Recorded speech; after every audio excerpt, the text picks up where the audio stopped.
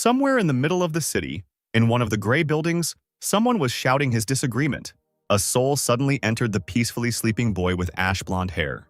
This man woke up suddenly with anxiety in his eyes.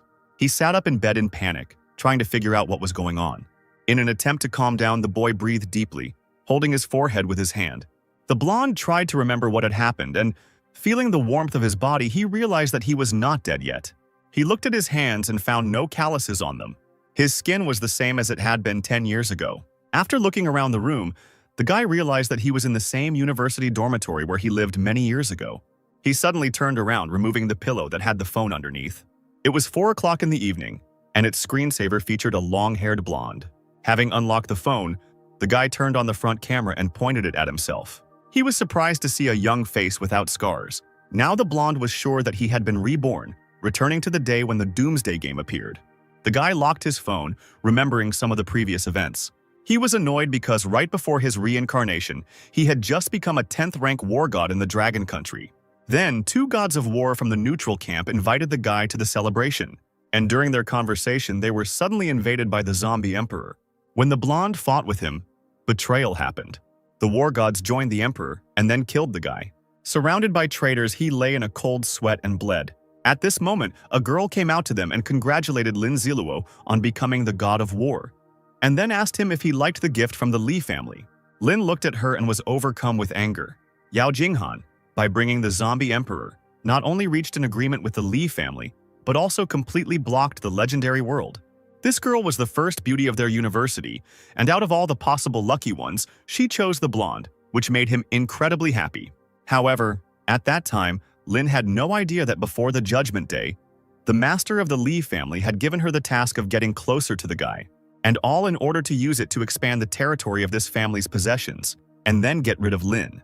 The Li family belonged to the 3 major clans of the Dragon Country, and their influence could not be underestimated, but by sacrificing his appearance, the blonde was able to escape from their clutches, being on the verge of death, and spent the next 10 years hiding from their mercenaries. He was killed after all, and now, having returned 10 years ago, he sat in a dormitory and burned with hatred for Yao. The guy was sure that if the girl had not been protected by the Li family, he would have been able to take revenge on her. Since the blonde was reborn before the end of the world, and Yao did not become his girlfriend, he still had the opportunity to deal with her beforehand. Suddenly, a notification sound rang out, drawing Lin's attention to the phone. A message from Yao appeared on the screen. The girl warned that she would not be able to celebrate her birthday with the blonde today, as she had to teach children. However, the guy believed more that she was conducting classes for Mr. Li in his bed. He put the phone down and slammed his fist on the bed, outraged by such a gift. Lin wrote to Yao that there was nothing wrong with it, and, since she had things to do, suggested meeting at an abandoned warehouse behind the sports ground, noting that he missed her. Yao agreed to this, surprised by the meeting place, and warned that she would need to leave before 6 o'clock, to which the guy replied that he had a surprise. The blonde wondered why Li Haobo hated him so much, guessing that it might have been because of Lin's father, who died too early. The boy was looking forward to celebrating his first birthday with Yao with all his heart. But in the end, he received a shameful video of congratulations, and because Lin was bullied, he missed the best time to come of age. But in his new life, the blonde was not going to repeat all these events, deciding to take revenge on his offenders. Finding himself on the street with a briefcase on his back, Lin overheard the conversation of passers-by, one of whom was surprised at how frighteningly red the sky had turned. Another replied that such a phenomenon, according to one weather forecaster, happened only once every 5,000 years, and advised not to worry, but to admire the beauty. But Lin knew that the bloody sky was a harbinger of the beginning of the Doomsday game, which at 7 o'clock was supposed to change reality, turning the whole world into a huge game, and not everyone would be able to survive in the altered reality. The blonde was already near the abandoned warehouse. He placed his hand on the metal door, trying to control his anger. Then the doors swung open, revealing Lin's silhouette to the girl. Yao sat on a chair under the light of a single bulb. She was outraged by his late arrival and asked him to tell her about the surprise quickly. And at that moment, Lin was hiding a knife from her in his sleeve. Smiling kindly, the blonde asked Yao not to worry, because she would soon find out everything. The girl looked with displeasure as the guy silently approached her. She said that she would leave if the blonde did not explain what was going on. Suddenly, Lin grabbed Yao by the throat, causing her to stand up and feel terrified. Her phone fell out of her hand, falling to the floor and bouncing. The girl looked at the guy in panic and, grabbing his hand, asked him to let her go. Then the blonde said, March 16th, 478, 53239 yuan at the Devil Hotel. March 29th, 478, 29984 yuan at the Emperor Kai Hotel. Lin took out a knife, and Yao told him to stop muttering under his breath and again begged him to let go. Then the guy repeated the last words again. These dates and names of hotels seemed familiar to the girl. The blonde continued, April 13th, Ghost Nightclub, 409,999 yuan. And at that moment the girl realized that he was listing the places where she had made love with Haobo. Yao then told Lin that she would explain everything. The guy grinned and asked how she would do it.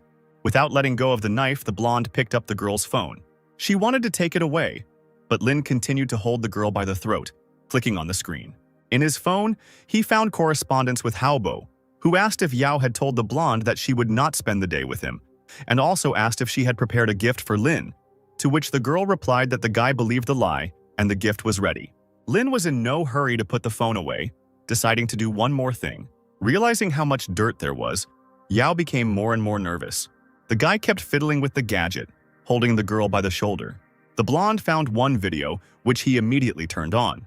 Then he said, Lin Ziluo, you're a wimp, happy birthday, and the same words were repeated in the video. Think about it.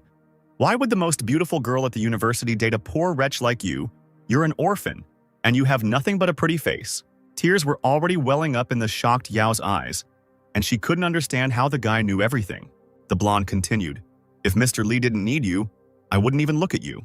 The girl was puzzled that Lin knew all the words from the video that Yao recorded for Haobo. Putting on the same happy face that she had on the phone screen, the guy said, If it weren't for you, Mr. Li wouldn't have chosen me, and I wouldn't be enjoying all this luxury now, so thank you very much. The girl sat back down in shock.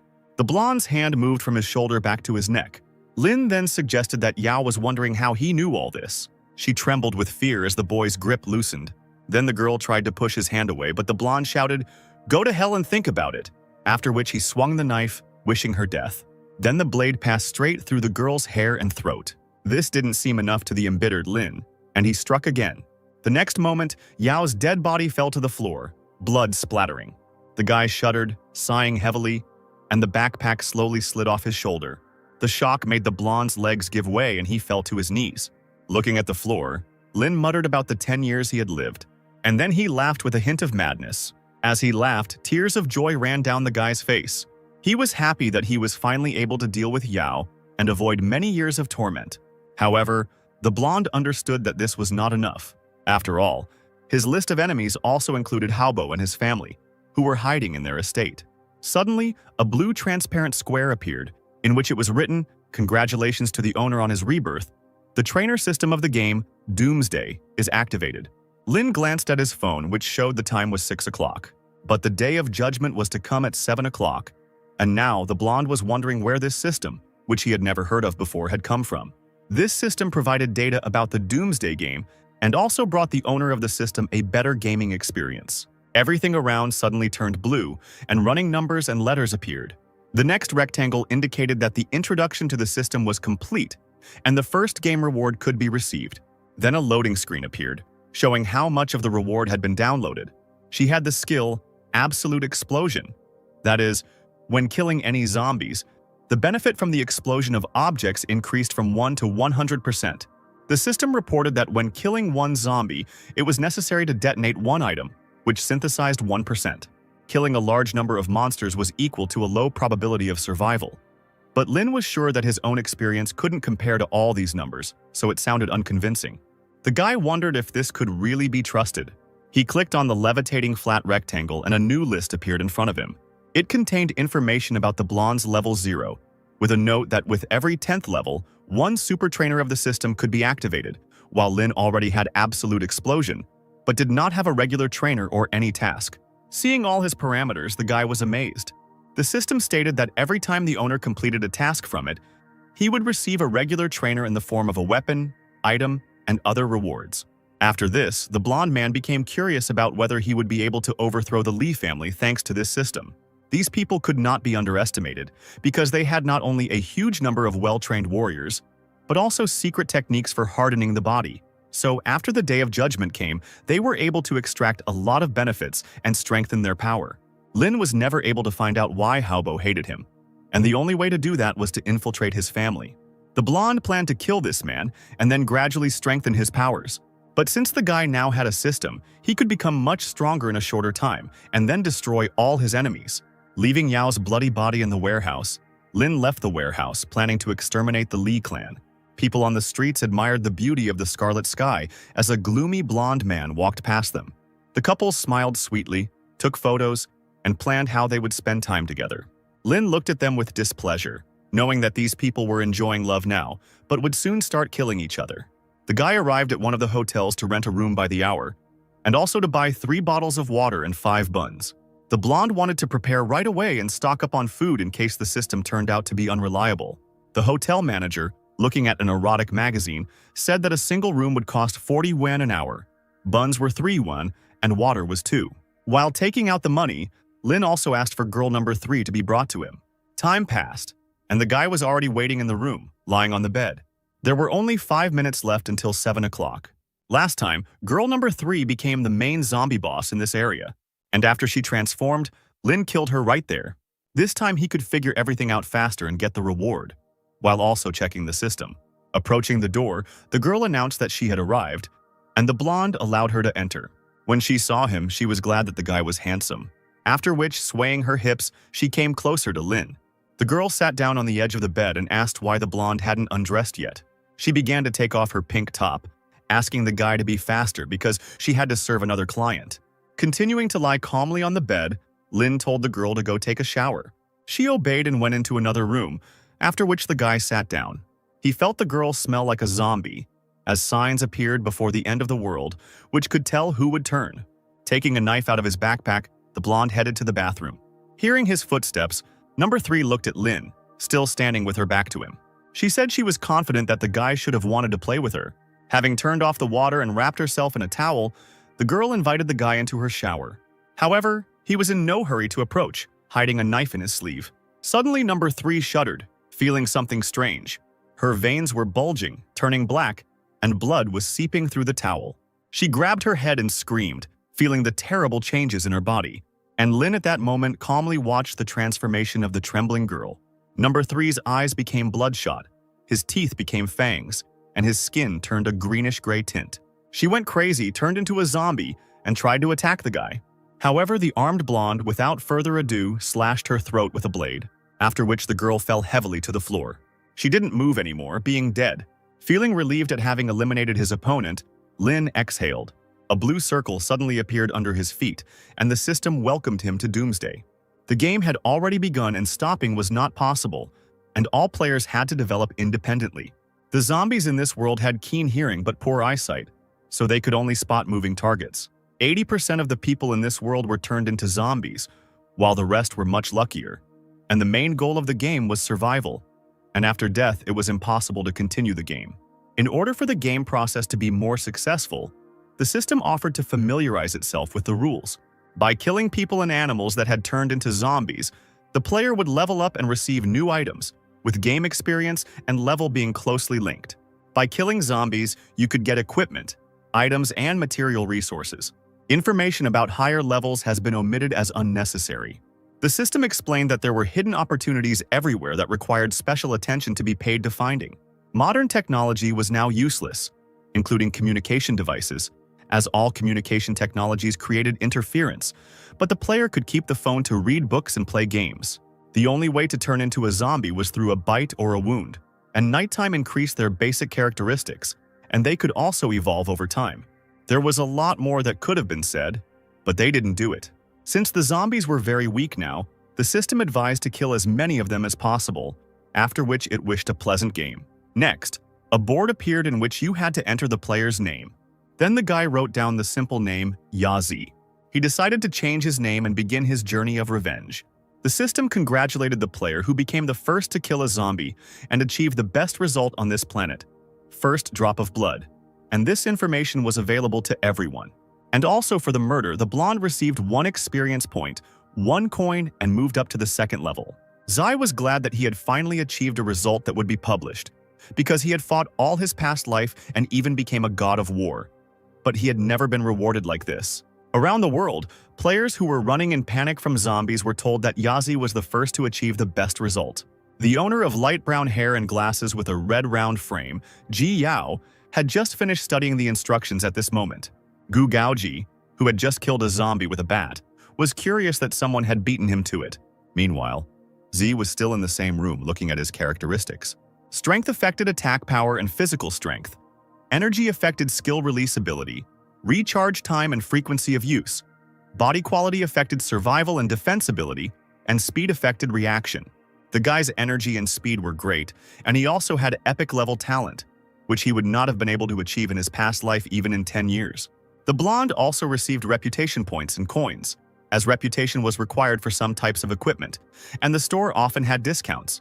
But the most important was the title First Drop of Blood, thanks to which, with a daily kill, the power of damage increased by 100%, and 4 attribute points should increase it many times more.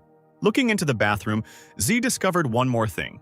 On the floor next to the corpse lay a box containing a basic-level meditation pendant, which when used increased energy by 1 point and increased the speed of energy recovery by 10%. The blonde was delighted that the 100% explosion reward worked, and he immediately won the bronze equipment. The system asked not to forget about it, and to use the trainer wisely, to which the guy lifting the pendant replied that he understood everything and could not help but take advantage of such a chance. Before the 8 hours passed, after which the zombies became stronger, Z decided to kill even more living dead, and he decided to start with other rooms in the hotel. That's why the blonde walked along the corridors with concentration, not letting go of the knife. And at some point his attention was drawn to a sound coming from one room. The guy approached her slowly, on bent knees, and trying to make as few sounds as possible. Then the guy grabbed the door handle, listening to the noise. And the next moment he kicked the door, behind which there was a zombie. After conversion, people retained some of the characteristics they had during life, and this one seemed to do a lot of physical labor. Even though the enemy's stats were a couple of points higher than those of other zombies, Z was confident that he could easily deal with him. Waving his arms, the living corpse attacked the guy, who managed to dodge. Then the blonde crouched down, and the zombie continued to try to attack. However, Z immediately stabbed him in the neck with a knife, pinning him against the wall. The zombie groaned but was not about to give up, still having the ability to move. Then the guy gave him another blow to the throat, and for a better effect, he twisted the knife, causing the blood to flow out many times faster. Contorting his face, the zombie jerked his hand one last time and fell dead, and the blonde received 1 experience point and 1 coin for the kill. Zai was unhappy that he had not done very well this time, as he was unable to kill with 1 blow. A box with a material resource appeared next to the zombie. Inside was a card of beef fillet steak prepared according to a special recipe from Donglan County, with the addition of specially prepared soy sauce, and when activated, the steak should appear in the player's hands at the optimal temperature. Now this material resource was valuable, but when the store opened it would only cost 100 coins. The guy opened his backpack and a board with empty squares appeared in front of him. Then he placed a steak card in one of the slots. Leaving the zombie lying in a pool of blood, the blonde entered his room. There lay the dead man's bag, in which Z began to rummage around in search of something useful. He pulled out a photograph of a once happy man who had later turned into a zombie, holding his little smiling daughter in his arms. Also in the bag was a hammer with a sticker of a pink rabbit, which suggested that the deceased was a repairman. The blonde continued to examine the rooms one by one. However, he still couldn't come across a zombie. Approaching room number 206, the guy heard sounds that belonged to the living dead. Happy to have another job, Z began to break the lock with a hammer. Then he kicked the door open and said, "Open up, this is a fight against prostitution." What he saw in this room somewhat puzzled the guy. 2 zombies were on the bed, clearly engaged in obscenity. Out of embarrassment, Z even left the room, closing the door. During this time, he forgot that he was in a love hotel. Looking into the room again and annoying the living dead, the guy was surprised that, even though they had turned into zombies, they had not forgotten how to do this. The presence of the blonde man outraged the male creature, and it attacked Z.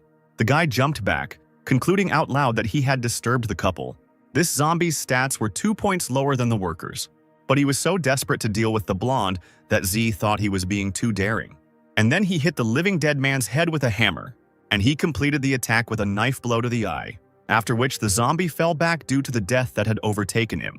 With one deft movement of his hand, the blonde changed the position of the knife, after which, without turning around, He stuck it into the throat of the zombie girl, who was very close. For the double kill, Z received 2 experience points and 2 coins. 2 boxes materialized nearby once again. Seeing the double reward, the blonde was overjoyed, realizing that the system was telling the truth about a 100% explosion. In his previous life, after killing 100 zombies, he could only get half a bottle of water. But this time, he was incredibly lucky. Opening the cases, the guy was happy that he was lucky.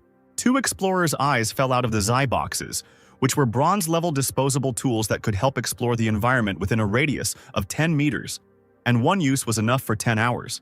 Rejoicing at such a reward, the blonde was already thinking about how he could use the item. The hotel administrator climbing the stairs was outraged that someone was making noise upstairs. Seeing the guy in the corridor, the pot-bellied man expressed his displeasure at the fact that some poor guy was making such a noise.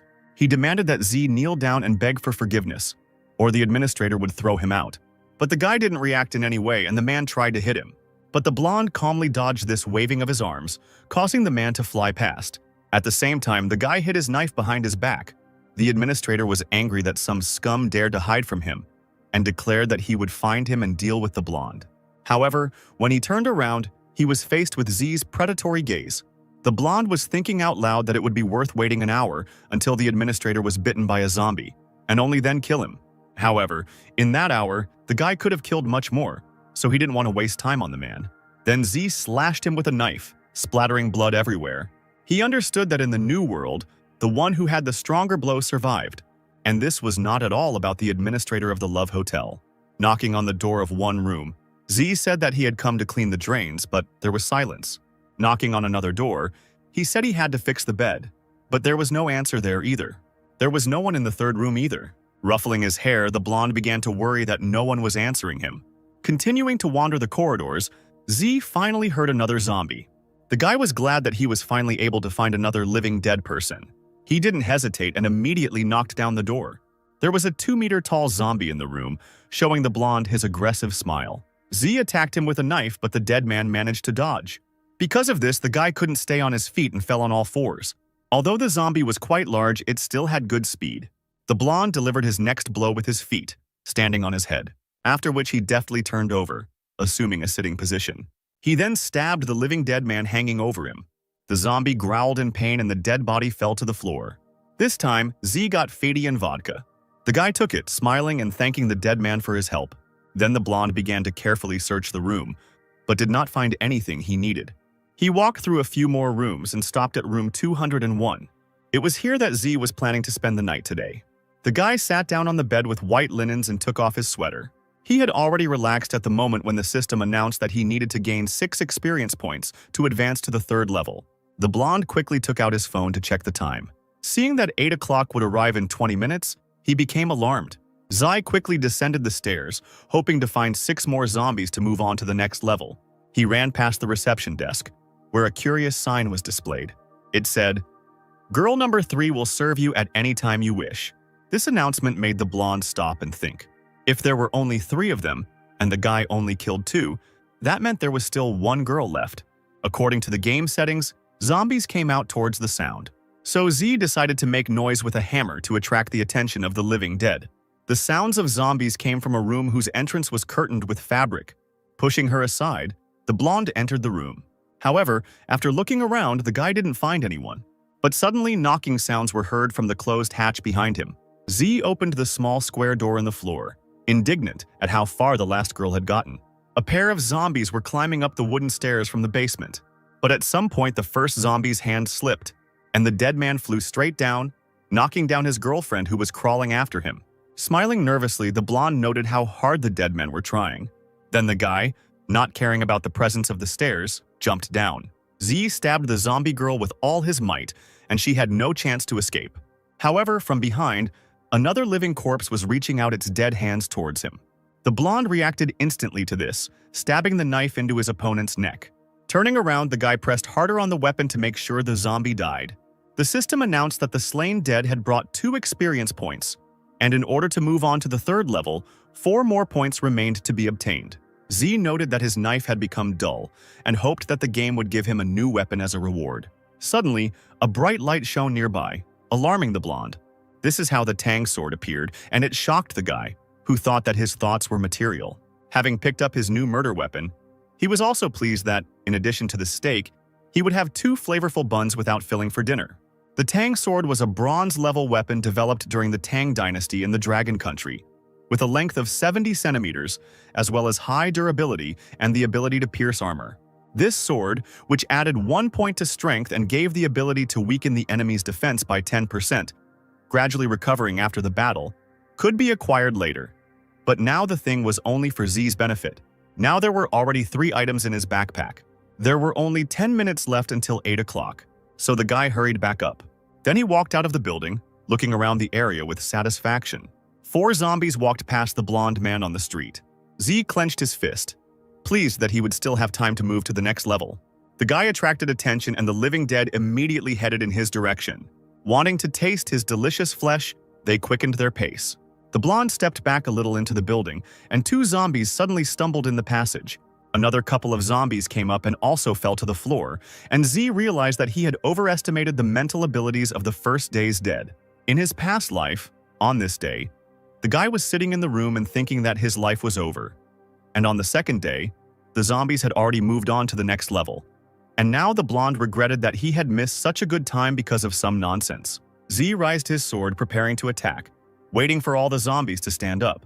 Then he quickly walked over all the dead with his weapon. Turning around and seeing that all the zombies had been destroyed, the boy noted that the quality of the sword was indeed excellent.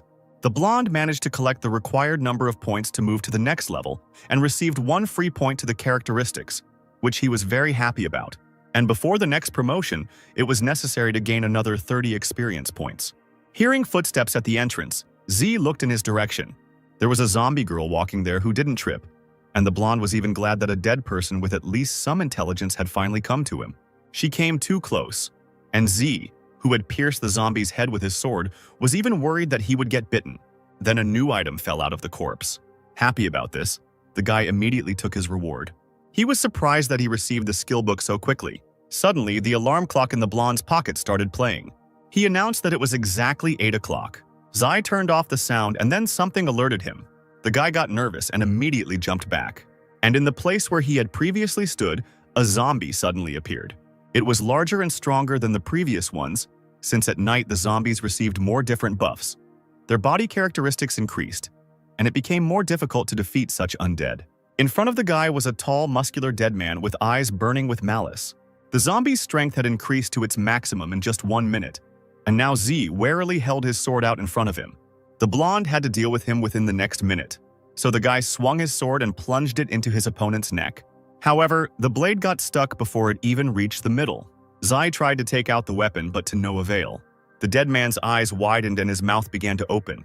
Fearing a bite, the blonde jumped back several times. Then he quickly took out a hammer from his backpack.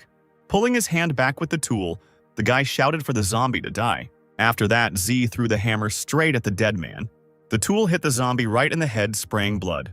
While the living dead was distracted by the hammer, the guy tried to grab his sword. And the next moment, he managed to pull the weapon out of his opponent's neck. The tool fell, and with it, the zombie ended up on his knees, bleeding. The dead man stared at the blonde with his burning eyes. As the corpse began to stretch out its cold hands towards Z, its face became even more eerie. There was a zombie in front and a wall behind, so there was nowhere to run. So the blonde man, holding the sword with both hands, swung. Channeling all his power into the blow, the guy slashed the zombie in the neck. The dead man, whose stats had already reached their peak, fell noisily to the floor, hitting his head.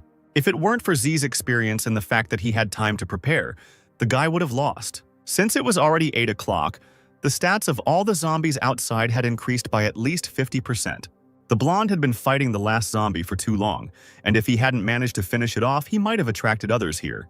But everything ended well, and Z was able to collect many rewards from the dead, which he dragged into the doorway, blocking the entrance. The guy was in his room 203, preparing for a long-awaited night's rest. He used the Eye of the Explorer, whose protective barrier turned red when a zombie or another person approached, warning of danger, with the help of which it was possible to accurately determine their location. Having installed the eye, Z was able to breathe a sigh of relief, after which he immediately went to the shower and washed off the dirt of today's battles. And the boxes with the awards were lying on the table at that time, waiting for their time.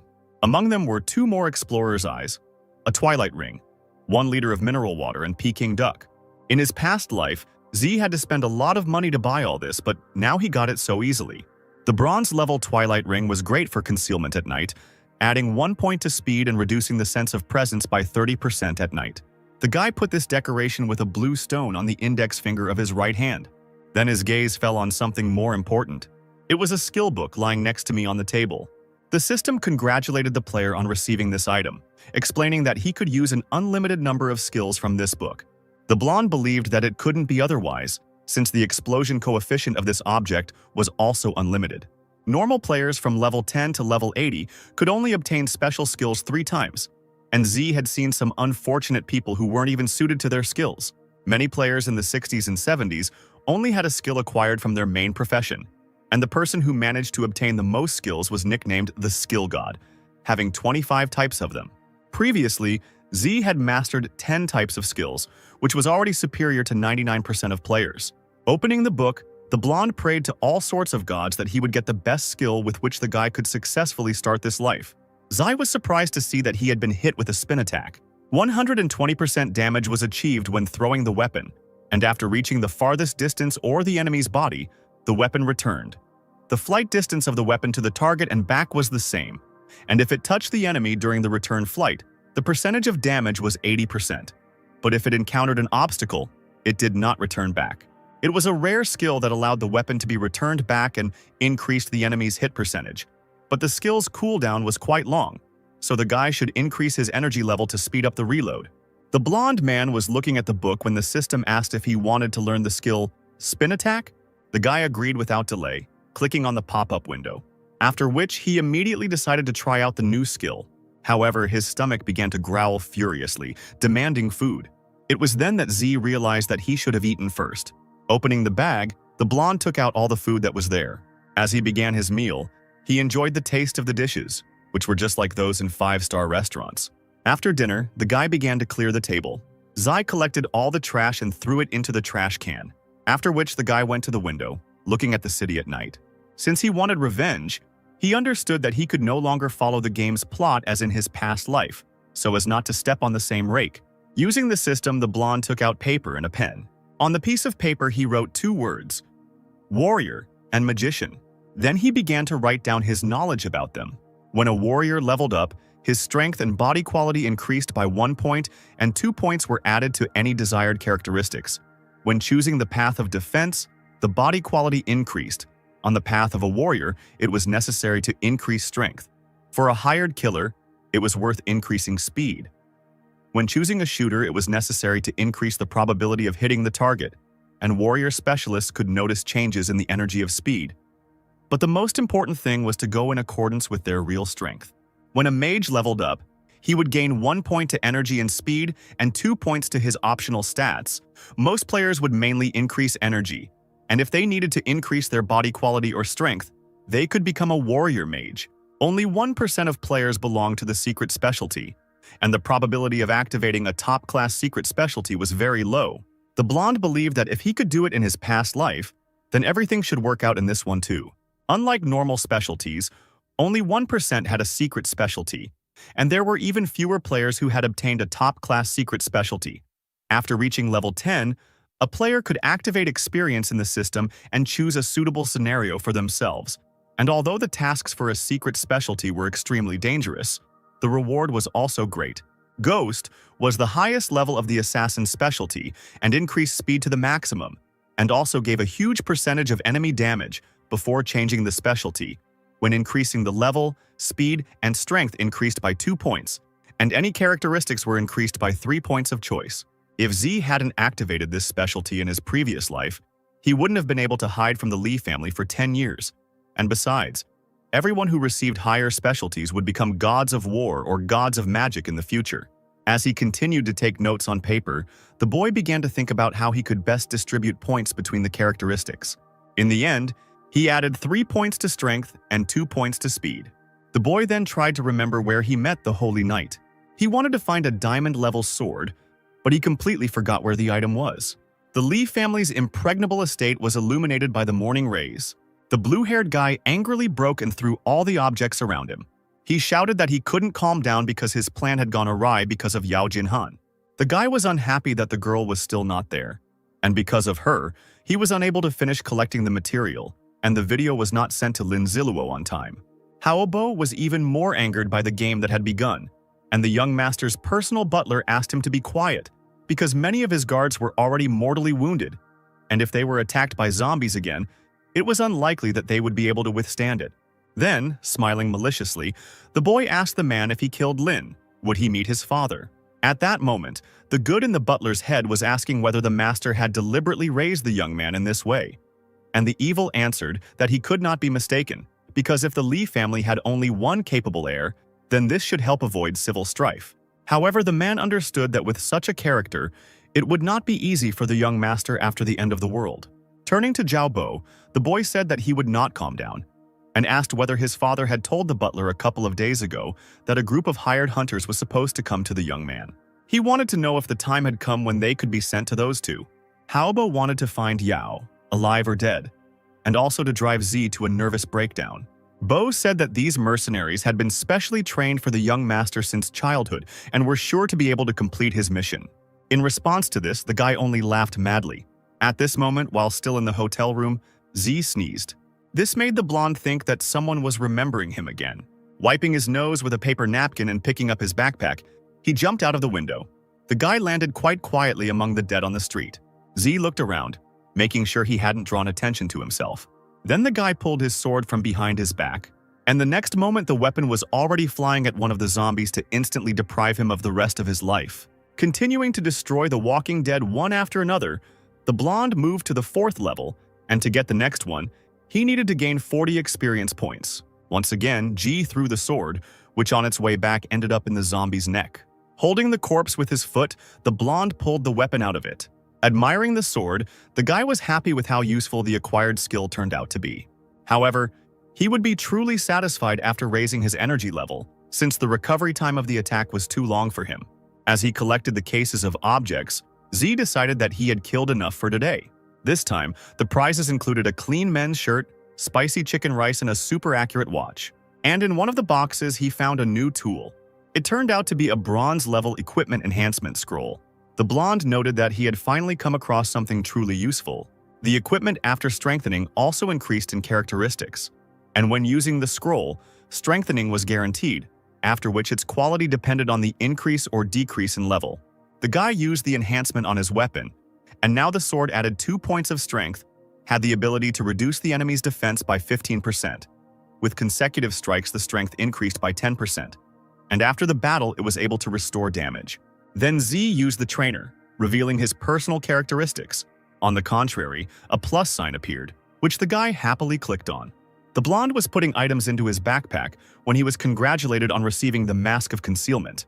It was a bronze-level item that allowed you to hide your nickname, level, and other basic information for 30 minutes, and you could use it twice a day at most. Z scratched his head, looking thoughtfully at the mask, after which he finally applied it to his face. Having successfully activated, the mask began to disappear quickly. The guy lay down on the ground, leaning on his backpack, and decided to rest a little first and then continue later. He thought that if he reached level 5 today, he could go straight into battle without wasting time on quests. Quests were the best way to earn experience points, food, and equipment in Doomsday. The player only needed to find one of the many portals to the quest. There were also separate special quests where you could get a big reward. The blonde eventually decided to go straight to the Li family's estate. Before setting off, he took a super accurate watch out of his briefcase, and then, with a smile, he put them on his left wrist. Zai was the only person walking along the road strewn with corpses. Holding his sword tightly in his hand, he walked through the empty streets, which were littered with garbage. Approaching the door of one of the houses, the guy looked at the simple lock. Then came a blow that easily cut through the metal. The blonde opened the doors and entered the room, letting in the sunlight behind him. Various things were carelessly lying on the table, and the chairs were quite far from it. Z carefully scanned his surroundings for enemies. Suddenly, disgusting sounds of zombies were heard from one room. The guy cautiously approached the door, getting ready to enter it. But all of a sudden, dead hands tried to grab him. The blonde recoiled and at that very second cut off the zombies' limbs, after which they fell loudly onto the floor. Suddenly, somewhere behind Z, he heard a blow. Turning around, he saw more zombie hands sticking out of the door, and the next moment the living dead man, groaning angrily, destroyed the obstacle. However, his journey was short-lived, because the blonde immediately finished off his enemy. Then Z entered the room from which the dead man had just tried to escape. One photograph on the windowsill caught his attention. On it was the same tanned man who had just been finished off by the blonde. And next to him on either side stood an unremarkable guy and a girl with red round glasses. The blonde froze in place, looking at the people in the photograph from afar. Dissatisfied with what was happening, the guy suddenly began to grind his teeth. And then he left the room, deciding that too many people had turned into zombies to sympathize with everyone. Zai sat down on the sofa behind the table and began to examine the contents of the backpack. There was such an incredible variety of food that the blonde simply chose it at random. And then he began to actively consume the delicious food. Having finished his meal, the guy assumed a reclining position and began to rummage through his phone. Thanks to the map, he knew that he was currently on Pingshan Street. And after lunch, Z was going to head east towards his destination. And along the way, he still needed to kill a few zombies to reach the 5th level. Having rested enough, the blonde stood up and stretched, after which he cleaned up after himself and walked through the rooms. Somewhere behind the door, Z heard the whisper of unfamiliar voices. He crouched nearby, unhappy that he had allowed himself to forget about the rats, thinking only about food. Strangers whispered about whether the blonde man had left the house. 2 of the 3 were the same people Z had seen in the photograph, while the third had a distinctive feature in the form of a bandage on his nose. The latter asked if his comrades had smelled food, concluding that the blonde certainly had a lot of food cards. Meanwhile, Z was climbing out of the house through the window on the other side. Nervously, the girl in red glasses said that taking food by force was not good. Then the indignant guy with the bandage said that they would just threaten with a knife, and the man himself would give them his cards. The blonde was already behind them, behind the bushes, and the conversation between these 3 did not please Z at all. Ji Kaiji decided to think logically and said that since the blonde man broke down their door, it was a burglary. The girl thought about how, as soon as their father became a zombie, she and her brother immediately ran out without taking anything with them. And so they hadn't eaten anything since yesterday, but this guy had food. Since there was no other choice, she agreed to take the food from the blonde. But at that moment, drops of blood splashed on the girl. They belonged to the guy with the bandage, who was struck by Z's sword. The girl fell down and screamed out of fear. The blonde said he wanted to save some energy, but he couldn't let the trio attract zombies to him. After that, Z threw a rotating blade towards her. At first, the sword flew past the girl, cutting her neck, and then it flew to her fleeing brother, hitting him in the back. Having destroyed all targets, the weapon returned safely to its owner. The guy looked at the dead people without a drop of regret. Then he said that there was no reason for the young man to live without his little sister. The blonde believed that since they wanted to rob him, they got what they deserved. In his opinion, the dead should have thanked Z for stabbing them and allowing them to die quickly. Otherwise, they would have suffered in this game. As he walked away, the boy said that he had done good again, for which the state should reward him. On this day, the family was destroyed in the same way as the frame with her photograph was broken. It was already getting dark, but zombies filled the entire street. Some of them even tried to climb the wall of the red brick house. The girl with the bob urged her lover to look out the window, where, in her opinion, there was a superhero. The guy didn't understand what she was talking about and explained that they locked the door so the zombies couldn't get to them.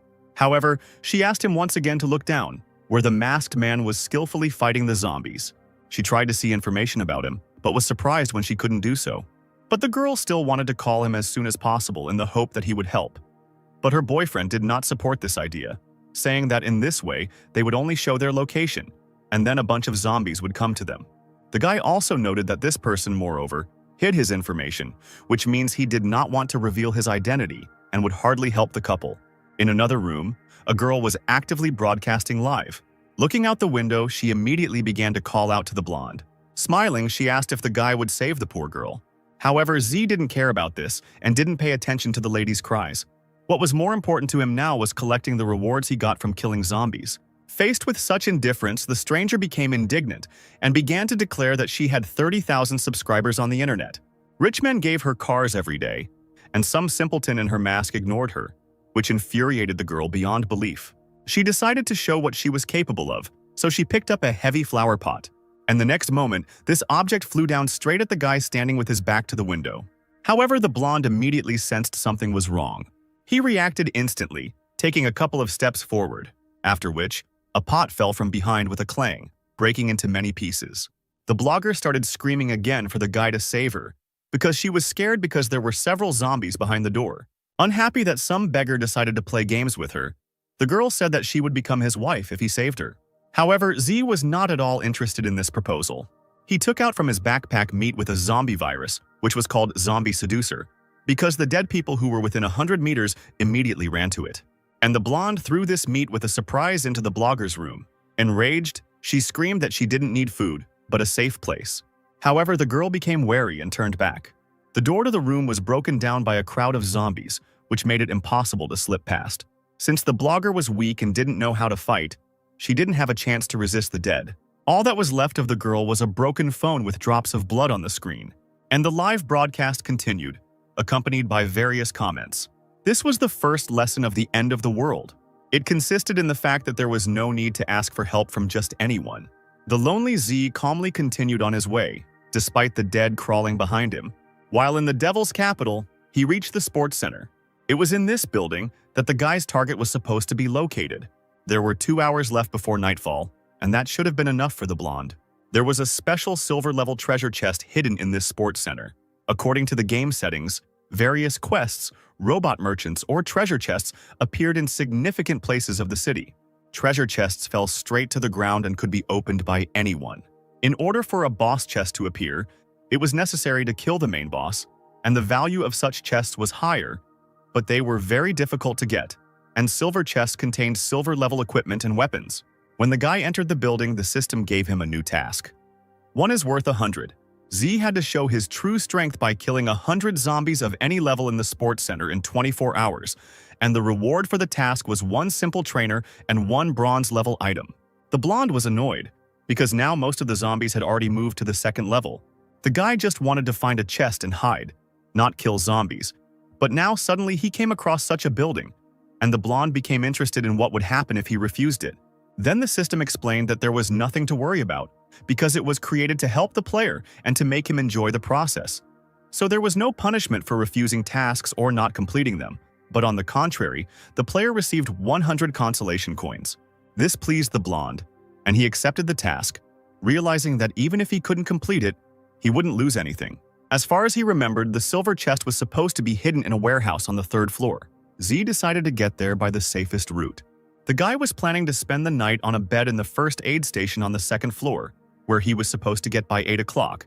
And tomorrow he was going to continue his journey and reach the warehouse on the 3rd floor around lunchtime the next day. After finding the chest, the blonde man was about to leave the building by jumping from the outer floor. Having finished making a plan of action, Z found the right door. Then with 1 blow of his sword, he tore off the lock. Opening the door, the blonde found a zombie in the dark room. Hearing the guy, the first dead man was in no hurry to attack him. But Z immediately took decisive action. Taking a few quick steps, he plunged his sword into the enemy's head. Then, moving his hand with the weapon to the side, the guy took out a hammer. He finished off the zombie with a blow to the jaw with an instrument, after which a ball fell out of the hand of the defeated dead man. Zai sympathetically suggested that this man probably didn't think that he would come to play basketball and turn into a zombie. The boy's attention was drawn to the materializing reward. She appeared right between the body and the corpse's hand. Then the blonde pushed the dead man aside with his foot, discovering a key underneath him, which he picked up without hesitation. And as a reward for the kill, he received a flashbang grenade that released a bright light, blinding the surrounding enemies, and the duration of the blinded state depended on the sensitivity of the enemy's eyes and how long he looked at the light. Zai was delighted by this thing, deciding that tomorrow he would go to the Lee estate and try out this bronze group control weapon there, after which he quietly put the item in his backpack. Taking a closer look at the key, the blonde realized that it fit all the doors of the center. And of course, the guy decided to use the key because the less he breaks into the door, the less zombies he will attract. Zai carefully unlocked the door and quietly opened it. And then he carefully looked around the room through the gap that had formed. There was a whole team of zombies in identical tracksuits. Trying not to attract attention to himself, the guy slipped over to the tennis table. Hiding underneath it, the blonde began to count the dead. In total, he was able to count 17 pieces. In terms of characteristics, these zombies were almost at the same level as Zai, and it would take all the strength of an ordinary person to deal with one. But if the guy worked hard, he could handle 17. The door was closed, and if the blonde had made less noise, the zombies outside shouldn't have come. Z only had 4 experience points left until his next level, so he decided to finish off the 2 first and then move on to level 5. after which he could show his martial art to the remaining 15. At that moment, a zombie passed by the guy, and he did it completely in vain. The blonde jumped out from under the table and dealt the dead man a slashing blow to the head from behind, after which the corpse fell with a crash onto the same table where the guy continued to hide. The sound was loud enough to attract the zombies' attention. They turned around to look for the source of the noise. Although there were no more sounds and the dead man's vision was weak, they were ready to attack. The next moment, the corpses rushed onto the tennis table. Still sitting and hiding, Z considered his next steps. He held his sword out in front of him and waited for the zombies to come closer. When the distance was reduced, the blonde man damaged the legs of 2 dead men at once. Then he crawled out from under the table and lay down. Pushing off with his legs, he slipped past the zombie. Once behind the corpses, the boy quickly turned around, assuming a sitting position. The third zombie headed towards Zai, but the blonde immediately dealt with it, receiving 2 points for killing a level 2 zombie. At the same time, the blonde's level increased, giving him 1 choice point for his characteristics. And before the next increase, he now needed to gain 100 experience points. Without wasting any time, Z opened the trainer. A display with characteristics appeared where he increased his speed, after which the guy again disturbed the table by jumping on it. The remaining dead continued to gather around the man who was now taller than them. The zombie behind him was too close to the blonde. Then Z immediately turned around, kicking the corpse.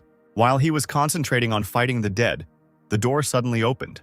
An unknown blonde guy with a red bandage on his head peered out from the crack anxiously. Seeing what was happening, he took a couple of steps back and cursed. This man was indignant because he had been unlucky again. Suddenly, bodies flew through the door, leaving dents behind. Based on the outlines, the guy concluded that they were zombies, and the player in this room probably had good resources. A long time had passed, and this man was still waiting for Z at the door. He wanted to take the blonde's resources, but he could only do so if he was killed. Looking into the room, the man was sure that the player's strength was already running out, and after Z finished dealing with the dead, the stranger was going to help him go to the next world. Smiling slyly, the observer tried to figure out how to lure more zombies to the blonde. Zai continued to fight stubbornly against the dead, who never ended. Another corpse was moving towards him, and the blonde's body was already shaking from the strain. The guy was worried that the screams of these zombies only attracted even more others. Zai looked at the closed door where the dead were breaking down. It was already all cracked, as were the walls adjacent to it. The blonde didn't know how much longer this door could hold, but he tried to remain calm, preparing to kill the last zombies and retreat. While he was looking at the door, another crowd of dead people rushed at him. Once they were close, 3 zombies jumped out, intending to grab Z. However, the guy also jumped up, performing the maneuver. As a result, the corpses fell in the other direction. The blonde, having turned over, was able to land successfully on his feet. 4 zombies responded to this noise and immediately rushed towards the guy. With 1 blow, Z was able to pierce 3 dead men at the same time. Having finished with them, the guy looked at the floor, wiping the sweat from his face. Nearby, as a reward, a stamina potion appeared, after taking which 20% of strength was restored, with 5% of strength being restored every subsequent minute, and the duration of action was 5 minutes, but the freezing time after use was 30 minutes. The guy drank this potion, and it was as if he got a second wind. He threw the sword at the zombie on the other side of the table. The weapon destroyed the dead man, knocking the reward out of him. The blonde had a free minute and began to collect the cases. One of them turned out to be a rather large box, which Z opened with pleasure. Inside was a magical bracelet with spikes, which added 1 point to energy and had an additional function called Spike Attack, which consisted of summoning magical spikes from underground, and the skill recovery time was equal to a day. The guy rejoiced at his luck, amazed that the bracelet also gave him additional skills. He immediately put the item on his left wrist. At this moment, the door finally gave in to the onslaught of zombies and broke, letting the dead into the room. The guy watched as the zombie and the door fell, creating a cloud of dust. Z clenched his fist and said with a satisfied smile that the zombies had arrived just in time. The dead men rose to their feet again and headed towards the blonde. The various corpses were drooling, wanting to taste the guy, but he was not going to give in to them and pushed away from the table. As G flew over the dead, the zombies stretched out their lifeless hands towards him. In flight, he lifted his sleeve, showing the dead his bracelet. And the next moment, thorns burst out of the ground, damaging the corpses and blocking their path. The guy smiled and said that now the fun begins. Once again, spikes burst from the ground, piercing the zombies. The blonde was surprised by such a strong skill. He thought that magicians could only obtain such a skill at level 20. Suddenly, behind Z, he noticed a dead man stretching out his paws towards him. However, the dead man was unable to reach the blonde as he was struck by the thorns. They almost injured the guy too, but he managed to react and jumped back. Having looked around the room, the blonde was amazed by the number of corpses. For killing several zombies, Z received 7 experience points, 11 coins, 2 short-range torpedo tubes, 2 explorer's eyes, and boots of strong wind. And a 24-hour freeze of the skill began, which had quite a lot of power when first used, and it had to be restored using his energy. The guy continued to collect the rest of the variety of awards. He also decided to look at the characteristics of some items. The torpedo tube allowed a short-range shot to be fired at a designated location, and the maximum firing range was 30 meters. The boots of strong wind added 1 point to physical strength and 1 point to speed, lowering the sound of footsteps, and they also had the skill super speed that lasted for 10 seconds, increasing the player's own speed by 20%, with a freezing time of 1 hour. Taking this item, the blonde immediately changed his equipment. The system reported that he had successfully equipped the boots of strong wind, and his basic stats had changed to become close to those of a level 10 specialist. The guy was looking forward to the moment when he would change his specialty, and his characteristics would be twice as high as those of ordinary people, making disgusting groaning sounds. A crowd of zombies entered the room. However, Z was calm as he loaded the torpedo tube with meat containing the zombie virus, and then he fired somewhere far behind their backs. The dead felt the meat flying above them and watched it closely. When it landed, the dead immediately pounced on the meat. The blonde opened the trainer to use the super speed skill. He turned away from the zombie and began his run. The dead, hypnotized by the meat and fighting for a piece of it, did not react at all to the man running away from them. Having run far enough and found himself near the stairs, Z stopped to catch his breath. The blonde looked at the clock, which showed exactly 7 in the evening. He decided that it was no longer worth killing zombies and was going to find a place to rest and think about what to do in the morning. The guy went up to the second floor and started looking for the first aid station. Having found the right door, he pulled the handle, but it did not budge and did not open. Then Z began to rummage through his pockets in search of the key. Having taken it out, the guy stuck the key into the keyhole and tried to turn it. There was a click that made the blonde nervous. He began to think about how it was 7 o'clock when the world ended and the sports center was not yet closed, and the medical center was usually locked after closing. This meant that the door was locked after the end of the world had already occurred. Having calmed down a little, the blonde took the key out of the keyhole. As Z opened the door, he hoped that whoever was inside would be honest with him. He stood like that for a few seconds, looking around the room. Then the guy finally entered the room. The blonde turned around and closed the door behind him. But at that moment, an unknown person put a knife to his throat, asking who this guy was and where he got the key to the medical center. With a slight smile on his lips, Z noted that the stranger was very vigilant. The next moment, he grabbed the man by the arm, knocking the weapon out of it. And then he explained that the player had messed with the wrong person. Zai kicked the knife and caught it. And a moment later, he was already behind the stranger, twisting his arm. The player began to scream in pain, and then the blonde man shoved a crumpled cloth into his mouth. When the stranger calmed down, the guy opened his backpack. From there, Z took out a blanket with white polka dots. He covered all the windows in the room with similar blankets, and then asked to turn on the lights, to which one of the people present said that in that case they would attract zombies, and Z explained that he had already closed all the windows. The girl, of course, did not want to do this, but she still turned on the light in response to the guy's aggressive tone. Now in the illuminated room, one could also see a female doctor, a nurse, and 2 repairmen. The angry player who held the knife to the blonde's throat, after removing the rag from his mouth, said that the man had been attacked by many zombies and still had not died, and admitted that he wanted to wait until he died and take advantage of the opportunity.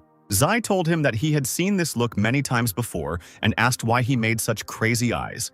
Squatting down in front of him, the blonde advised that when the end of the world comes, one should never look at other people with hatred. Zai explained that they could kill for something like this, and then cut the player's throat with his own knife. Seeing such a picture, the shocked people became agitated. Z saw another knife fall out of the guy's sleeve. The blonde concluded that this guy was well prepared, and if he hadn't killed him, he himself would have died at the hands of others. Feeling awkward, the boy told those around him not to think anything bad about him, because he was a good person. But the people just stood there in amazement and silence, thinking that compared to this guy, they were saints. Then, nervously, Z explained that they themselves saw how this guy tried to provoke him, so the blonde had to do it. And since the player was for common sense, he said that nothing bad would happen to the others if they treated him normally and trusted the guy. Then the doctor took a few steps towards him. She stood unsteadily, adjusting the sleeves of her medical gown. Then she said that they all saw how the guy was actually provoked to such an action. And then she clarified this with those present, who agreed with the girl's words. Then the blonde sighed calmly, satisfied with their answer. He thought that the battle in the ping-pong hall had gone wrong today, but if things had gone a little differently, he would have definitely completed the mission. Z sat down on a chair and, yawning, told the people to remove the corpse from here and wipe away the blood. Afraid of the guy, they obediently agreed to carry out his words. The men wrapped the dead man in a sheet and began to carry him away, while the girls stubbornly washed the blood off the floor. The blonde watched the long-haired nurse, and it seemed to him that he had seen her somewhere before. In the game, her name was Zhang Yexue. She had no title, and her level was 0. Having learned her name, the guy remembered where he knew the girl from. In his past life, after the end of the world, he had already seen her when she had the specialty of a healer. Then, the blonde was wounded and bleeding. He asked her to help, promising to do anything for the girl. Then the doctor replied that this scratch was connected to the soul and could not be cured. Several times the guy was seriously injured, and she treated him. Although the profession of a healer in the world of Doomsday was highly respected and did not pose a threat, this girl's own strength was too weak and she could easily be killed. Everyone had a hard time because of the end of the world, and this girl now looked completely different. And the blonde was surprised that, having been reborn, he met her again on the second day of the game. As he fell asleep, Z thought about how this company had a doctor, a nurse, and a repairman. While the group was cleaning up, the blonde managed to fall asleep. During the night, someone periodically knocked on the door. The frightened people in the room stood in front of her and prepared for battle, armed with whatever they could find. After a few pushes, cracks appeared on the door. This only increased the anxiety in the room, because the people in it did not know how to fight the dead. While everyone was shaking with fear, Z finally woke up from his sleep and looked at the clock, which showed 8:30 in the morning. Then he took out some cards from his backpack, and the next moment, 4 dishes were displayed on the table. The group of people turned to look at the guy eating. They hadn't eaten for a long time, so their stomachs were gurgling and their mouths were filled with actively secreted saliva. The doctor looked at this and envied the blonde man who could afford such a feast. She then asked where he got all this food, hoping that they could get food for themselves too. Z smiled, pleased that his plan had worked. He said that he would help them if they did not refuse his request. The nurse became nervous, expecting something terrible from the blonde. But the doctor was ready to do anything just to survive, so she asked the guy to continue talking. However, she also assumed that the blonde might need something obscene. But he took out a piece of paper and said that all the medications he needed were written on it, and she and the nurse were supposed to get them and bring them to him. Zhang was a little surprised and even asked if Z really wanted them to help him find medicine. The guy confirmed this, not understanding what was wrong, and the doctor considered him too strange. Then she said that everything was fine and agreed to help the blonde.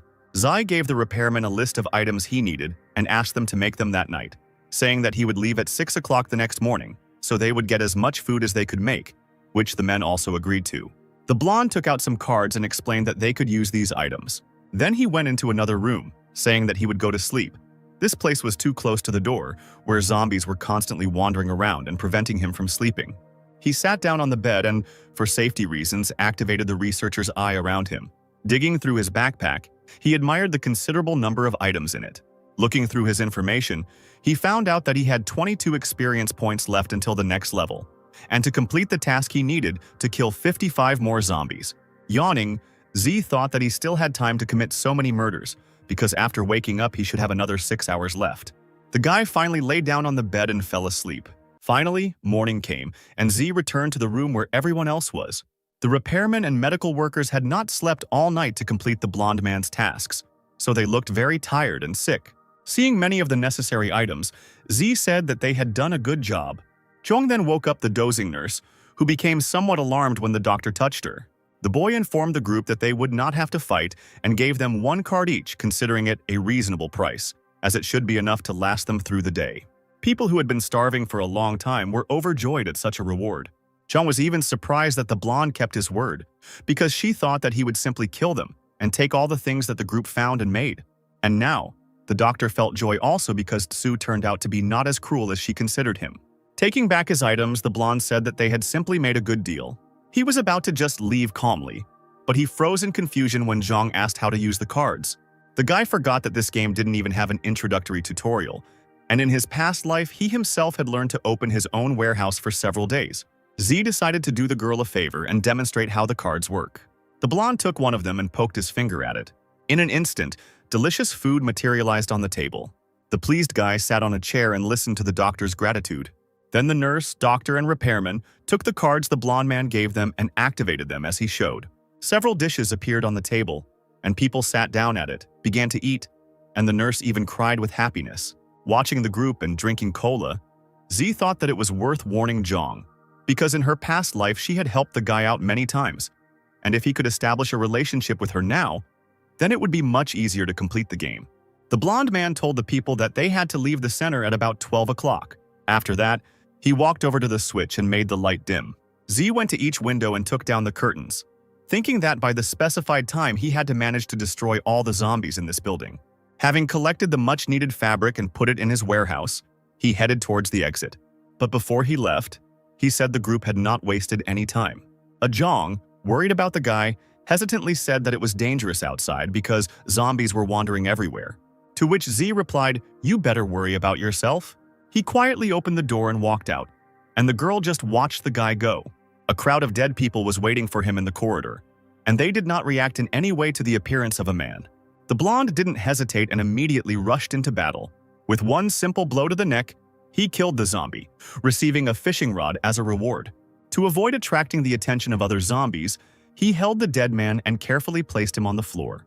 In this way, he destroyed one corpse after another. Having finished with them, Z walked on in a relaxed manner, not at all tired from cutting up the dead. Walking through the corridors of the center, he suddenly heard a zombie in the men's room. Holding his sword at the ready, he flew into the room, and then, shocked, he cursed when he saw the dead man without pants. The corpse itself was surprised by this outcome. There was a pause during which Z and the bare-ass zombie looked at each other. She was interrupted by a dead man who suddenly decided to attack the man. He stretched out his cold little hands and rushed forward. However, the lowered pants stopped the dead man, causing him to fall to the floor. The satisfied man towered over the zombie, feeling superior. Z suggested that they fight as usual, since it was too easy to defeat a dead man whose pants were in the way. And then the guy, not giving the corpse a chance, pierced it with his sword. The blonde crouched down next to the zombie and lifted it up, examining it. He walked around the room and looked at the sink where the zombie's fallen eye lay. As he left, Z thought that there were very few people who survived in this center, and their characteristics were poor, while the zombies, after being converted, had their characteristics increased. So for ordinary players, it was a real nightmare. Suddenly, suspicious sounds were heard in the women's restroom. They caught the guy's attention, causing him to move closer to the door. He was nervous, trying to convince himself that there could hardly be living people in this room. The blonde was embarrassed by the fact that he would have to enter the women's restroom for the sake of the task. Zhe gathered his strength and, closing his eyes, opened the door. Overcoming his anxiety, he walked into the room and opened his eyes. Looking around, the blonde saw only closed booths and no signs of living people. However, there were definitely 2 zombies in one of the booths. The guy walked up to the right door and destroyed it with his sword. And then he saw another dead man pressing himself against the zombie girl from behind. Zai was shocked at how this game was becoming more and more interesting. The disgruntled corpses began to growl at the guy who interrupted them for fun. And the next moment they tried to attack the blonde at the same time, but he dodged their hands. Then the couple of dead men decided to leave the booth, but there was a tin can in front of them. Stepping on it, the zombie girl lost her balance and began to fall on her partner. But he too was unable to catch his girlfriend, causing them to fall together onto Z's outstretched blade.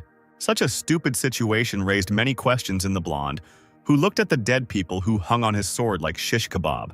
He put his hand in his pocket to get his phone, after which he began actively photographing corpses, concluding that zombies looked like ordinary people, and nothing changed except their brains, while these, in complete chaos, did not forget to indulge in human passions. The guy looked at the dead men more closely and remembered that he had already seen them. It was a zombie couple that was first seen at the sports complex. They were inseparable and understood each other without words, and their strength was so high that together they could confront the god of war or the zombie king. Z never thought that on the 3rd day of his new life, he would get rid of such a famous couple. For killing them, the blonde received a fusion stone as a reward. It was a one-time use item that allowed 2 bronze-level items of the same type to be fused together, resulting in a new item with a higher silver level. The guy chuckled contentedly as he took his reward. Having cleared the room and received the reward, the blonde was already about to leave.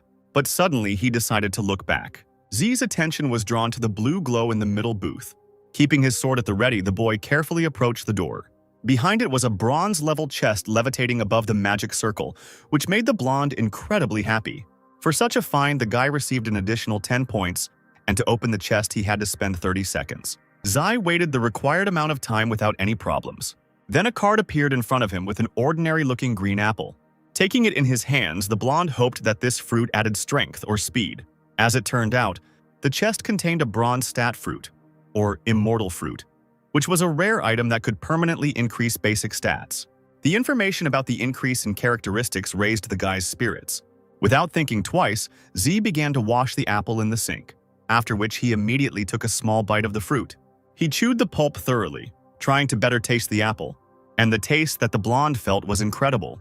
This fruit was the best he had ever tasted. Opening the stat board, Z discovered that they had indeed increased by 2 points. In addition to this apple, the guy also received a regular large carpet. Whistling a certain melody, the blonde dreamed of quickly killing the last zombies in this sports center full of surprises. Coming out onto a more open area, Z encountered a huge number of dead people. Right in front of him, he laid out that same large carpet.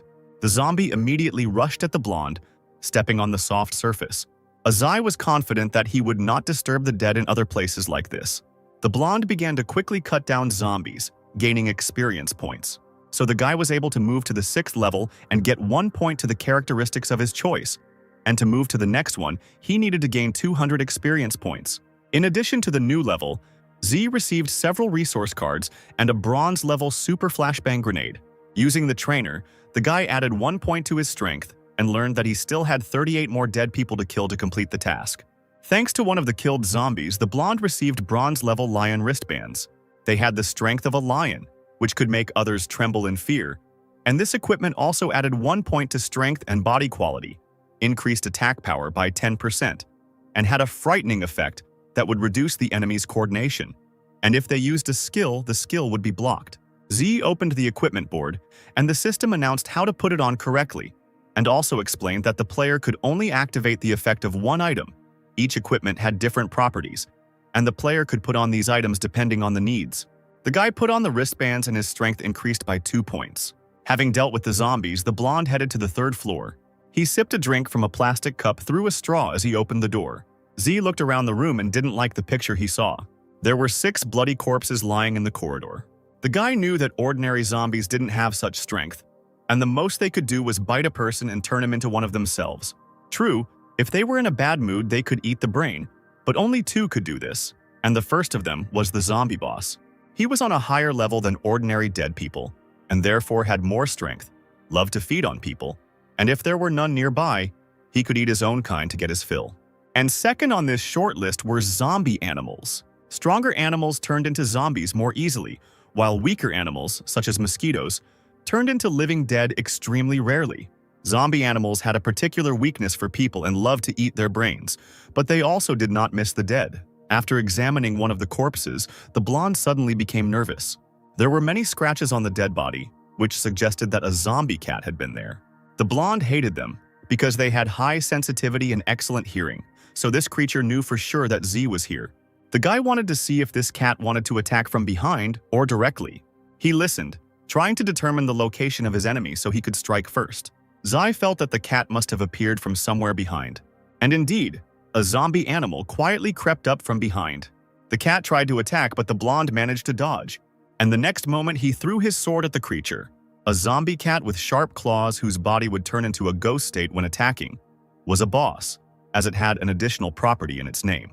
This boss had excellent abilities and surpassed Z in speed and strength, and also had the ability to terrify people with just a glance, causing the enemy's main stats to decrease by 20%, affecting their combat strength. Because of the animal's talent, the speed of wound healing decreased, and the bleeding time, on the contrary, increased. So if the cat had injured the guy's hand, it would have taken a long time to recover. Considering these facts, the blonde was going to kill the cat using his rich combat experience. He smiled slyly, looking straight into the eyes of the beast which was hissing at him. At this moment, Z received a task called Revenge on the Zombie Cats. Cats with special talents were frequent guests on the 3rd floor of the sports center, as people who loved to feed the furry creatures came there every day. However, after the onset of Judgment Day, Animals infected with the zombie virus immediately began to kill people, and their sharp claws dug into the skin of the victim, who died in agony. For killing the beast, the reward was 100 reputation points, 200 coins, 100 experience points, and 1 bronze item.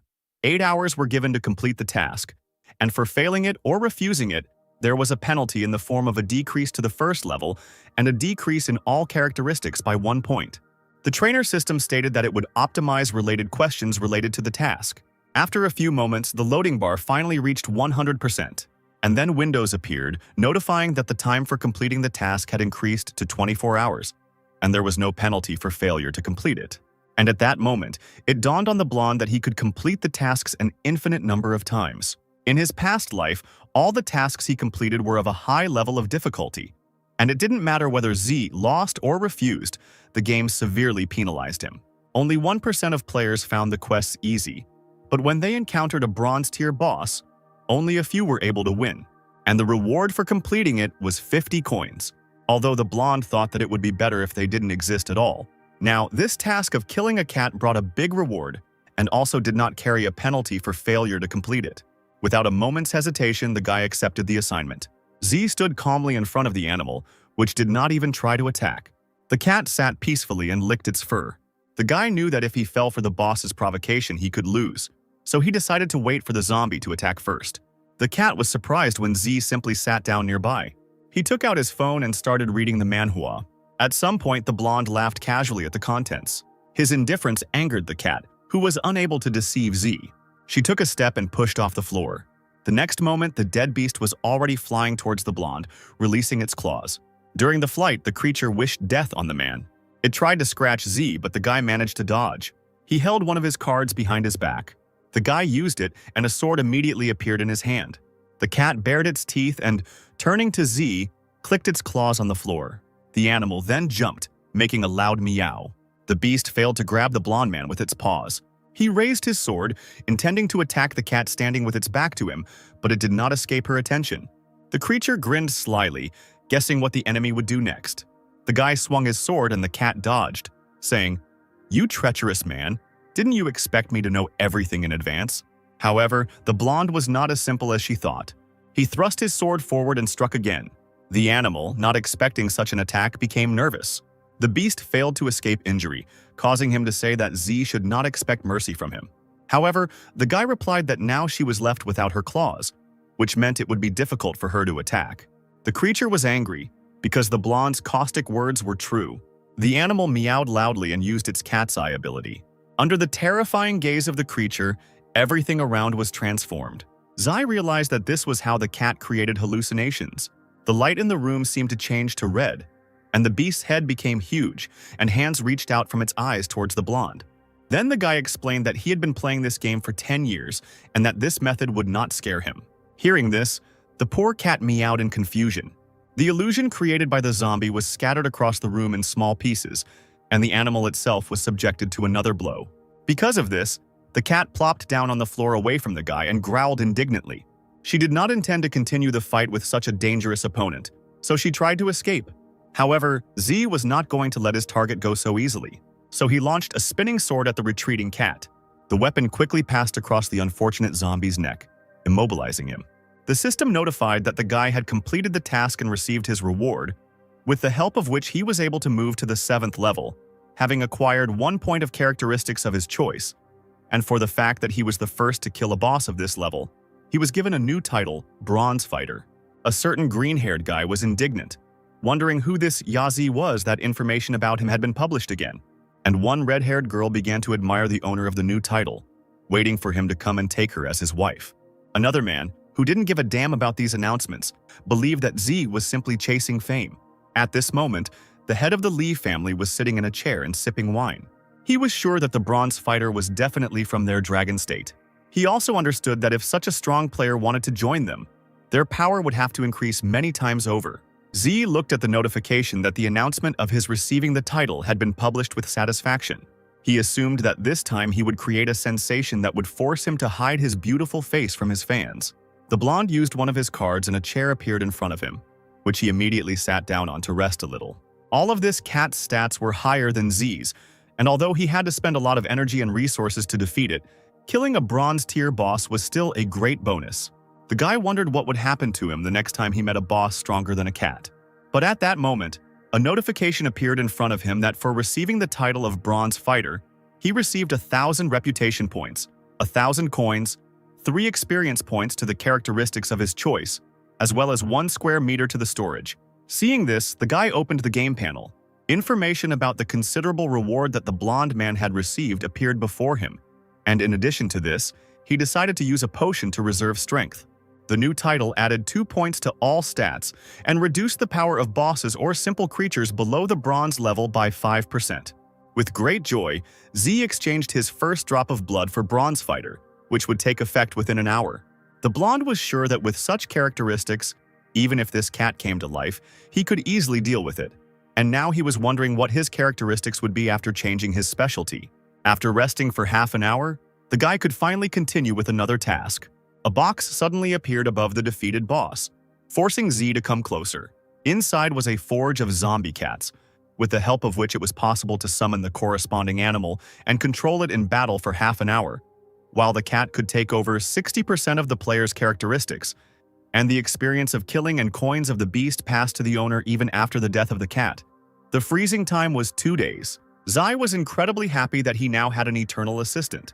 In addition, the fur, meat, and claws could be turned into gloves, food, or a weapon, so the cat was a real treasure from the ears to the tip of the tail. Zai placed the beast, for whom he was a real devil, in storage.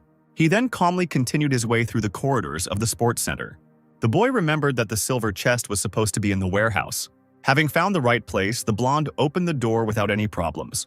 There were several skulls and many eyes in the room. Z noted that these cats had unusual taste. Any person would be overcome with fear from such a picture, but such a stacking of eyeballs was fully justified by the end of the world. The guy was sure that he could find something valuable in the warehouse and began to look through the boxes. There he noticed a treadmill with a small dumbbell tied to it. The blonde imagined how the cat played with this rather unusual teaser. Everything else in the room was trash, but Z still didn't lose hope. The guy was going to finish the job by finding something worthwhile, and all that was left for him to do was to look at what was hidden under the white sheet. The blonde removed the cloth and saw a silver chest in front of him. Zai was even surprised at how easy it actually was to find him. For this find, he received 20 reputation points. To open the chest, it was necessary to spend 60 seconds, which the guy just had in reserve. Upon opening the chest, the blonde received an additional reward in the form of an expansion of the square meters of storage, as well as 360 coins, 50 experience points, a winged cape, and a skill book. Also inside were explosive swords that allowed 2 attacks to be carried out simultaneously, each of which was equal to 70% of the power of the characteristics. And it was also possible to cause an explosion with the same power. The difficulty level of such an ability was quite high, and a beginner would not be able to master 2 attacks at the same time. But the blonde was confident that his abilities should be enough to master this skill. The system processed the skill and asked whether Z wanted to learn it. And then she congratulated him on his successful mastery of the explosive swords. Now the guy had 2 whole skills in his repertoire. He took a winged cape made from the feathers of rare birds, which covered his back, and also had special magic, giving him the ability to fly for a short time and increasing his body quality and speed by 2 points. An additional feature was the ability to freeze time for a short period in the event of a jump or fall, with a recovery time of 20 minutes. The blonde was shocked by such incredible equipment and immediately used it, increasing his basic characteristics. Zai was surprised that he had become so rich by defeating just 1 cat. Tonight, he wanted to deal with Li Haobo, but now that goal seemed too small for him. Now the guy wanted to deal with his enemy's entire family at once. In this sports center, the blonde had only 1 last task left to complete. 1 is worth 100. Once again, Z found a crowd of zombies who had once played tennis. Leaning against the door, the guy knocked on the wood. The zombies immediately all turned towards the source of the sound. Additionally, the blonde stamped his feet, calling the dead to action. However, this time he was going to attack first. So Z began his run towards the corpses, and hungry zombies rushed towards him. Finding himself too close to the dead, the boy jumped, and then the running corpses lost their target. At that moment, the blonde was flying above them, raising his sword above his head. He then pierced the head of one of the zombies. The defeated enemy had no choice but to collapse to the floor. While he was falling, Z continued his flight. The guy turned around in the air and looked at the pathetic zombies. He targeted one of them and said that he was just about to try a spin attack, and that this dead man was the best fit. Showing off his appearance, the blonde aimed his weapon at his opponent. Then he put his hand forward and pulled the sword back. The next moment, Z launched a flying strike without releasing his weapon. The boy was amazed by the amazing skill that created a wave of air. This allowed the dead to be destroyed from a distance without the risk of being bitten from the other side. However, killing the zombies in this manner caused an explosion. The blonde, unprepared for such an outcome, covered himself with a cape. He screamed as the shockwave hit him too. Z didn't want to fly into the wall, so he tried to stop his uncontrolled flight.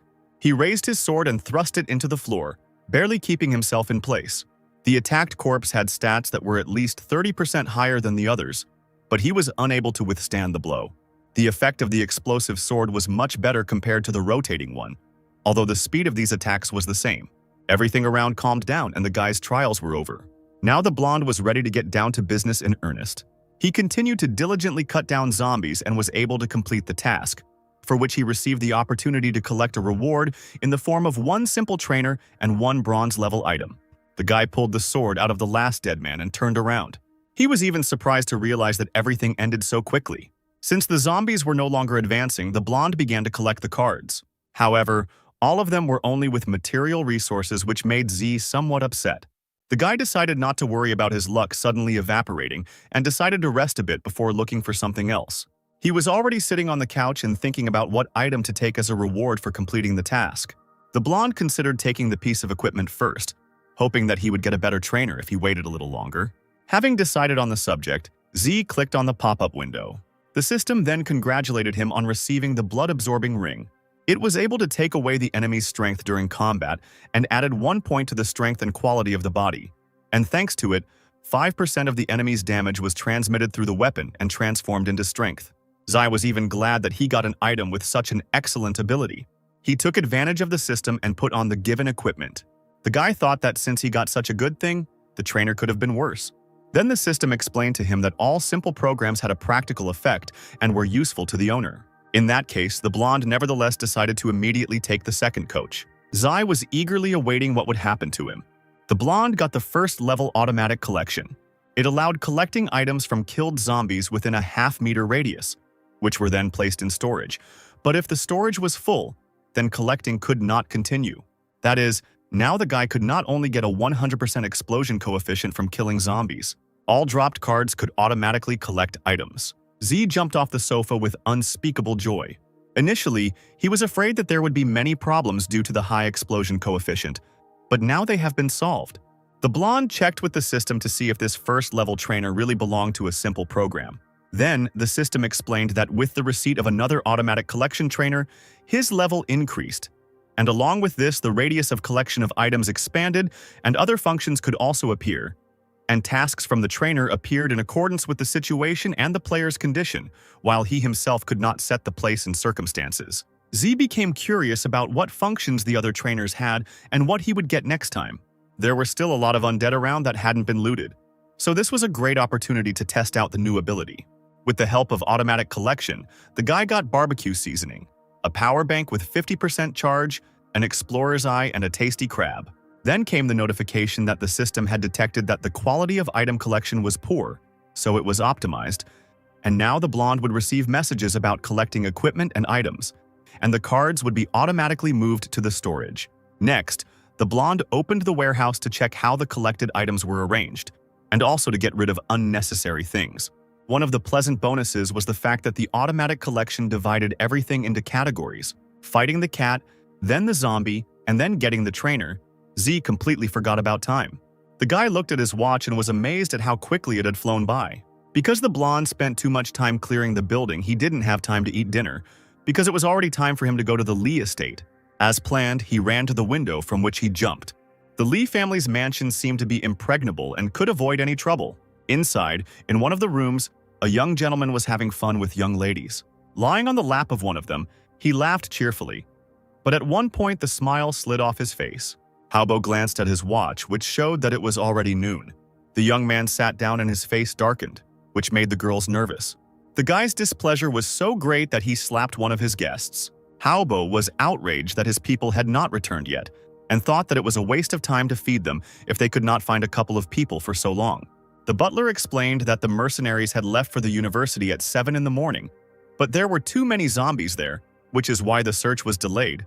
But this fact only made the guy even more angry. Now he was outraged that he didn't get experience points for killing the dead. Haobo hoped that the promotion in the game would strengthen his body, so he dealt the final blow to the zombies that his guards had previously dealt with. But he received too little experience for this. The butler and the young master were suddenly attracted by the sound of the door opening. The silhouette of a well-known man stood in the doorway. It was Uncle Rong, whom Haobo asked if he had found the orphan boy and girl. Before answering, the man came closer and threw a black bag on the floor. Then he reported that he had found the girl, but the guy had disappeared somewhere. The impatient young man, dissatisfied that the girl dared to hide from him, asked where his uncle found her and demanded that she come to him immediately. But Rong explained that the girl had been killed, but she was in the bag. The man's words seemed crazy to Haobo, and he certainly didn't expect to hear them. Uncle said that according to the master's instructions, they found the roommate and then Yao Jingan herself in the university warehouse. To prove his words, Zhang unzipped the bag, which indeed contained the bloody body of the girl he was looking for. My uncle said that she was killed and put into a barrel, inside of which were men's clothes soaked in blood. He also explained that before her death the girl was severely tortured, and the blows were inflicted on painful points. Rong reported that the killer apparently had a good understanding of acupuncture points, and used a special technique to stab the knife into the most painful spots, grinding Yao's muscles into mincemeat. And Haobo ran to vomit after hearing these words. Smiling, the man said that this man was a master of torture, and even the most brutal killer could not have done it so perfectly. The uncle assumed that the girl was killed out of revenge, and that the killer perhaps wanted to deal with the young master as well. The guy was surprised because Yao was the most beautiful girl in the university, and it was unlikely that she could date such trash. While fixated on the word trash, Haobo suddenly thought of Lin Ziluo. However, the young man doubted that this guy could have such skills because he was a complete orphan and could not do something like that. Haobo said that he hadn't managed to send him the video he had prepared for him, so Ziluo couldn't know that Yao was going to frame him. So Rong asked if the gentleman was talking about Lin Jian's son. The boy confirmed this, and the uncle agreed with Haobo's thoughts but explained that Ziluo could have helped. And if he was really capable of doing this, he posed a great threat. Moreover, even 100 warriors would not be enough to confront such a person, so the Li family needed more security. Haobo was surprised that the man was short of people, because he was one of the top 10 mercenaries in the Dragon State, and moreover, he had an excellent team of assassins. Fearing for his life, the young master demanded that Rong recruit more people, even from those who had just begun training, and his uncle replied that he would do everything for the sake of the family. He was truly ready to even sacrifice his life to protect his loved ones. Meanwhile, Z continued to destroy zombies on his way to the Li estate. He even managed to move to the 8th level, although he thought that he would do this no earlier than the 4th day. Since the guy was leveling up so quickly, there was no longer any need for him to fight in quests. Not wanting to stop, the blonde grabbed a chocolate bar for a snack, and thanks to his haste, Z quickly found himself at the gates of the estate of those whom he hated with all his soul. He asked himself whether Haobo was ready to pay for all the pain he had caused the guy in his past life. By the time the blonde arrived, the mansion was completely filled with guards. They patrolled the area in groups of 6, and all these people couldn't notice the guy who was hiding in the tree. Zai waited for the moment when the guards were far enough away that he could jump down without revealing himself. When there was no one else around, the blonde finally descended to the ground, finding himself among the bushes. Between them, the guy was trying to find something, and then he pressed a hidden button that was barely visible in the grass. While the secret passage was opening, Z was pleased with his good memory. The blonde pressed the button again, setting the stroke to its original position. The guy decided to leave Haobo a way to retreat, and then catch him when the enemy hoped to escape. And this was a famous move by one of the great warriors of the Dragon State. Z noted that Haobo had prepared well this time, and perhaps he could even defeat the blonde. After walking a bit through enemy territory, the guy hid around the corner from the guards coming out, looking at their backs, where a white eagle was trapped in a red circle. The boy realized that they were part of the mercenary squad that had been Z's worst enemy in his past life, and it was them that Haobo trusted the most. Now the blonde was well acquainted with these people. However, he was never able to find out the plans of the Li family. The guy chose a suitable way to enter the house and was already thinking about all the nuances. But when the guards began to greet Rongjan, he became nervous. Z tried to look out to make sure that there really was a person nearby that he knew. Rong was one of the gods of war and a hired killer of the Dragon State.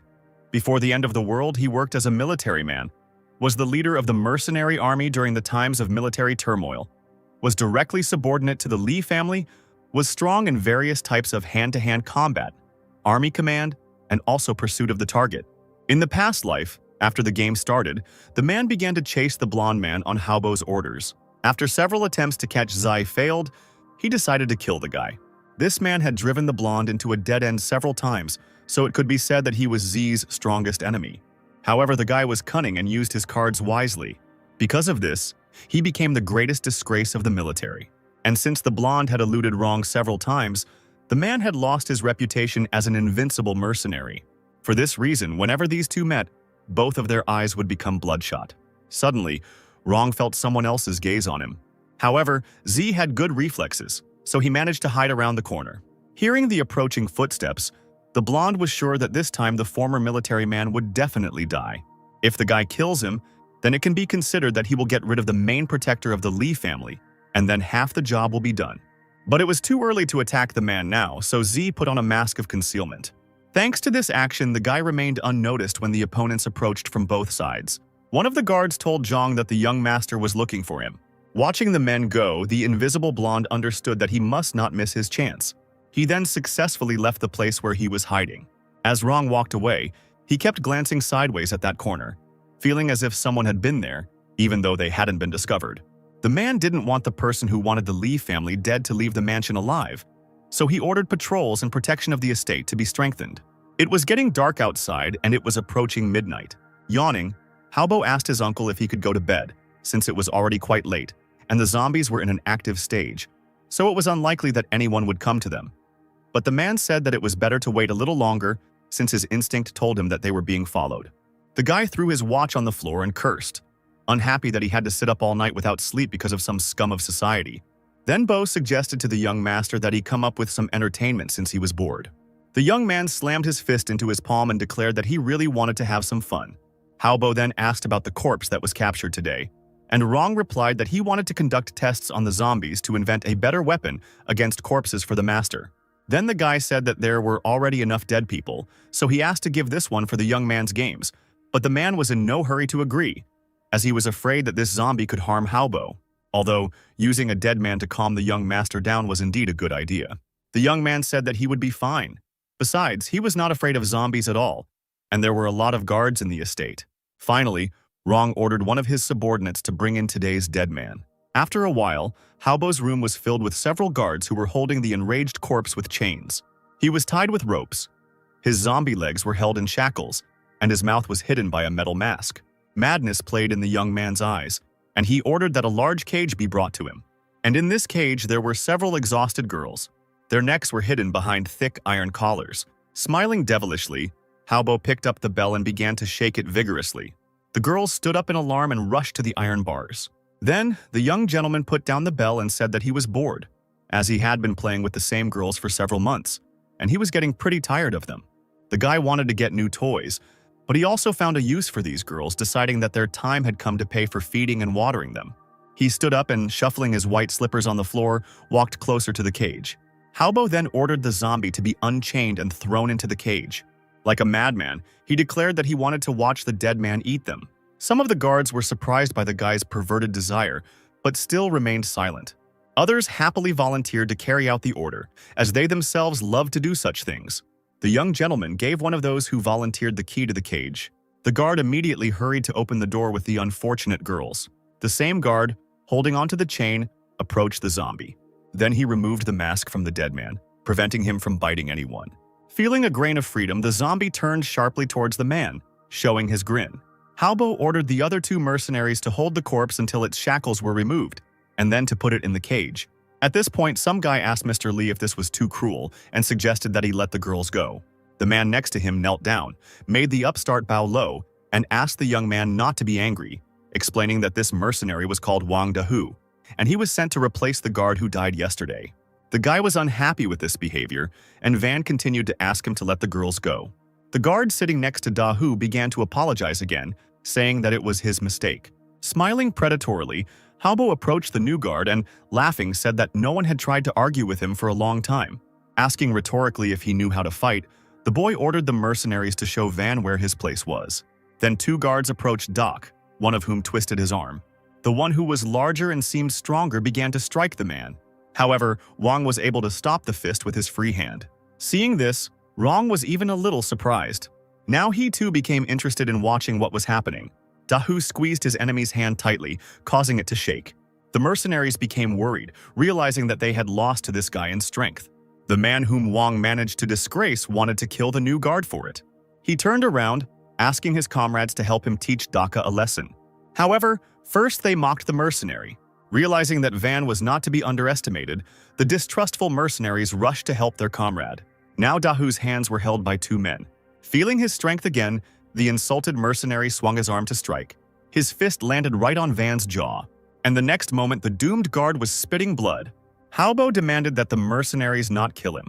Since Wang wanted to protect the girls, he had to watch them die with his own eyes. Obeying the master, the mercenaries led Dahu to the cage, holding his head so that he could see everything clearly. One of those present began to untie the dead man. Then the 3 mercenaries, using long metal sticks, began to push the zombies into the cage. The ugly corpse still found itself inside without incident. He looked at one of his victims and drooled. The dead man began to tear apart the flesh of one of the girls, who did not react to this in any way, completely resigned to her fate. The mercenaries holding Wang watched his reaction with a grin. The disappointed guy shuddered, and tears welled up in his eyes. He tried to break free, tried to shout something, but the men held the guard tightly, covering his mouth. When Dahu calmed down, the mercenaries let the guy go. At that moment, he felt a lot, but at the same time, he was devastated. Haobo, wanting to see who was stronger, ordered the mercenaries to throw the guard into the cage. Some people cheerfully supported the gentleman, while others understood that, even despite the end of the world, it was not worth neglecting human lives. 2 men grabbed Van and dragged him into the cage. He hung in their arms as if he had already died. The zombie continued to torture his victims, tearing off their limbs. Without ceremony, Dahu was thrown onto the floor behind the dead man. Hearing the guy's hard landing, the zombie turned around. The boy began to feel fear, seeing the creature smiling. Clenching his hands into fists, Wang was in no hurry to get up, but the dead man headed towards him. Closing his eyes, Dahu remembered his mother, who said that she would wait for his return and asked him to be careful. Crying, the guard asked for forgiveness from his mother, to whom he could not return to continue caring for her. But suddenly he opened his eyes. Since his mother was waiting for him, Van couldn't give up so easily. He gathered all his strength into a fist, waiting for the dead man to approach. Grinning, the zombie eagerly ran towards the guy, who had taken an attacking pose. A blow followed, causing the dead man's tooth to fall out. Dahu then lunged forward, grabbing the creature's waist.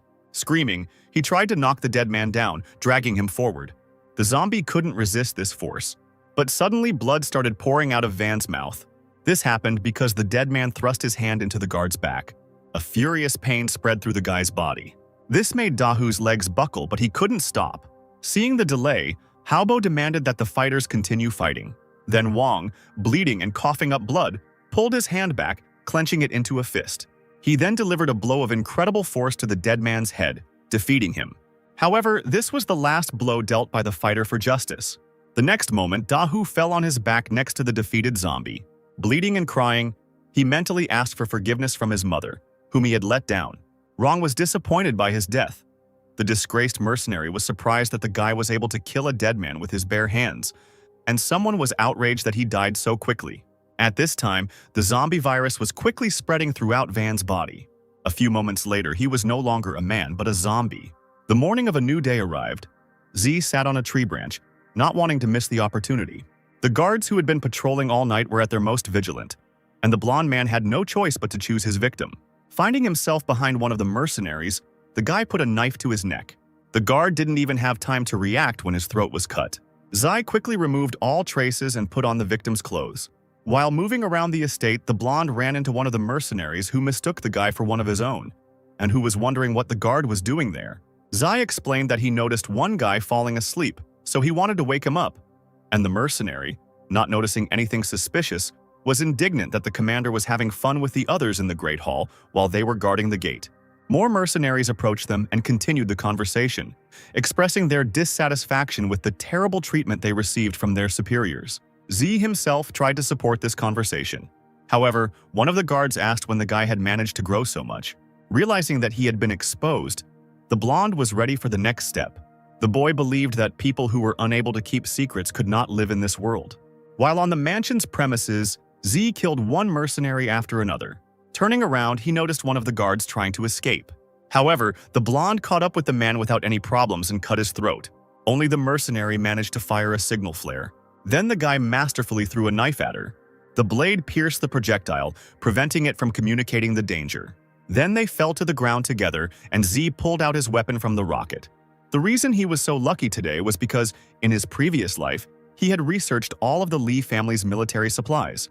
The system announced that all the guards in the outer part of the estate had been destroyed, and now the path of revenge began. And after that, the blonde received a special task, an eye for an eye. To complete it, one had to kill the remaining 269 people in the manor. The reward was one simple trainer and one piece of bronze-level equipment, and there were 12 hours to complete it. Now Z had another reason to kill Haobo. Having accepted the task, the guy went into a magical barrier of revenge, which meant that if after killing 269 people one got out, the blonde could use the equipment to find the target. Zai wanted to know more about this barrier, and the guy decided to look at its characteristics. It was a high-level tool that placed people in a barrier, and if someone went beyond it, the owner of the barrier could see the location of that person, and the minimum duration was 1 month. In his past life, the blonde encountered this thing when the Dragon State placed a barrier of revenge in the capital of Japan, and those who escaped from it were killed within a few days, so they were able to destroy the whole of Japan. And today, Tsu himself had the opportunity to use this thing and find out how useful it is. The system wished for a successful execution, but something was wrong. Several murder alerts followed, shocking Z, who had not yet had time to do anything. He ran into the house to check what was going on. One mercenary asked another what he was doing, since he was given a girl to have fun with, not kill. And the second apologized for overdoing it and breaking her spine, which is why the men now had no toys. Someone asked if they would play with him, which scared several people present. The situation became so gloomy that even Rong frowned. Someone kept repeating the same phrase over and over again. Realizing that massive bloodshed was inevitable, Uncle stood up, ready for battle. He had never seen a person capable of creating such an aura of death before, and compared to him, the man was just a little boy. Falling from fear, Haobo screamed hysterically that they had come to kill him after all. The butler tried to calm the young master, assuring him that Rong and his army of mercenaries would not allow this to happen. The uncle offered to talk to the ill-wisher, realizing that this man was able to deal with all the guards outside. Although those guys weren't well trained, each of them was worth a dozen soldiers, so the fact that the enemy was able to kill them so easily seemed incredible. The invisible enemy said that, although he was a man, he was now the god of death for his enemies. Rong waved his hand, calling his subordinates to action. The mercenaries split up and began to look around in an attempt not to miss an unexpected attack. They became alarmed when something fell between them. The projectile activated and the room filled with bright light. The blinded guards, not understanding what was happening, began to scream, and one of them even said that he was dying. Then Z was able to enter the room unhindered. The guards, focused on their own eye pain, didn't even notice. Taking advantage of the moment, the guy launched an attack with spikes. Stone spikes burst from the ground, impaling the men. The blonde struck his other opponents with spinning swords, cutting off their heads. Noticing the enemy's figure behind him, Rong was horrified. Once again, Z threw a grenade at his haters. It broke when the guy was far enough away. The man tried to get a better look at the blonde, but his back was turned to the soldier. Covering himself from the explosion, Zhang was indignant that he could not see the enemy's face, and his entire team had already fallen. He stood among the many corpses of his subordinates in shock. One of the mercenaries said that the enemy used magical spikes, which killed almost all of the young master's servants and guards, and those rotating swords even killed the crocodile, bear, and wolf. An angry Rong demanded to know how many people were left, and the mercenary replied that besides him, Haobo, Zhaobo, and the squad leader, there were still 66 guys left. Among them 10 were seriously wounded, and several still had not recovered their sight. The nervous youth screamed, asking who the man was who was ruining his plans and spoiling his fun, and also demanded that his uncle take revenge on the enemy and show him his corpse. The angry man then ordered the remaining survivors to find the killer, saying that the enemy could not cope with so many people alone. Rong asked Bo to take the young master and Skinny to the secret tunnel while he and the remaining men detained the assassin outside, and the butler agreed to this, but said that he suspected that the enemy had not gone anywhere and was still watching them. Then Rong walked up to Bo and just put his hand on his shoulder, as if saying goodbye. Then the butler, without further ado, went to carry out the man's order. Zai stood nearby and sipped his cocktail, mentally noting that this servant was unexpectedly smart. As the blonde thought, the commander-in-chief decided to split up and go outside to protect Haobo, and the guy himself was going to first deal with the remaining mercenaries to make sure that he could leave without problems. He used the system to view information about his opponents. Zai found out that in such a short time, Rong had already managed to obtain 3 pieces of bronze-level equipment. The mercenary began to call the blonde to come out, and the guy considered this a stupid attempt to buy time for Haobo to escape. However, Z couldn't allow this to happen, so he opened his vault. From there, he took out the horn of a zombie cat and summoned the animal. The guy also took a knife from his warehouse. Then he took aim and threw the gun up. The blade flew over the chandelier, cutting through the mount. Then she fell to the floor where Rong stood, barely managing to jump away. Glass shattered across the room, injuring the mercenaries. However, this was not the only danger that reached the men. The number of guards capable of fighting became fewer and fewer due to the cat, which successfully gnawed their necks. Zai also actively slaughtered his opponents. Soon, most of the mercenaries were lying on the floor in their own blood. The commander-in-chief tried to look up information about the enemy, but was unable to do so because of the concealment mask, which angered him. The man was angry and demanded that the blonde reveal his identity. Zai saw that the mercenaries' technique was weak. Their stats were low, and even their personal qualities left much to be desired, and they would only reach a good level in a few years. Turning to the survivors, the blonde said that he now knew what disappointment was. After that, holding the knife at the ready, he rushed towards Jun. Several guards tried to block his path but were brutally killed. Now all the mercenaries were dead, and the commander-in-chief was left alone in the face of death.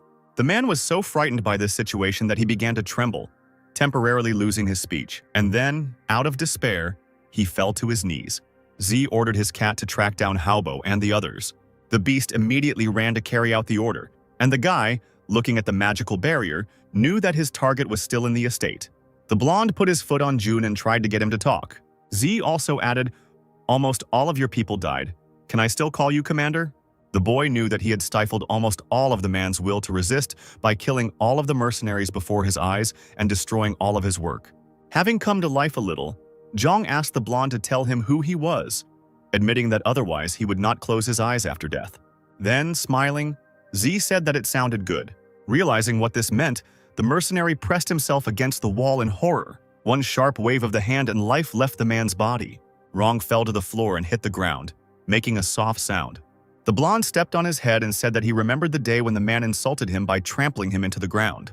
While mocking the body, he confessed that the mercenary taught him not to talk nonsense in front of someone you were going to kill, because actions were better than talk. The killer found it funny that the commander actually did not close his eyes after his death.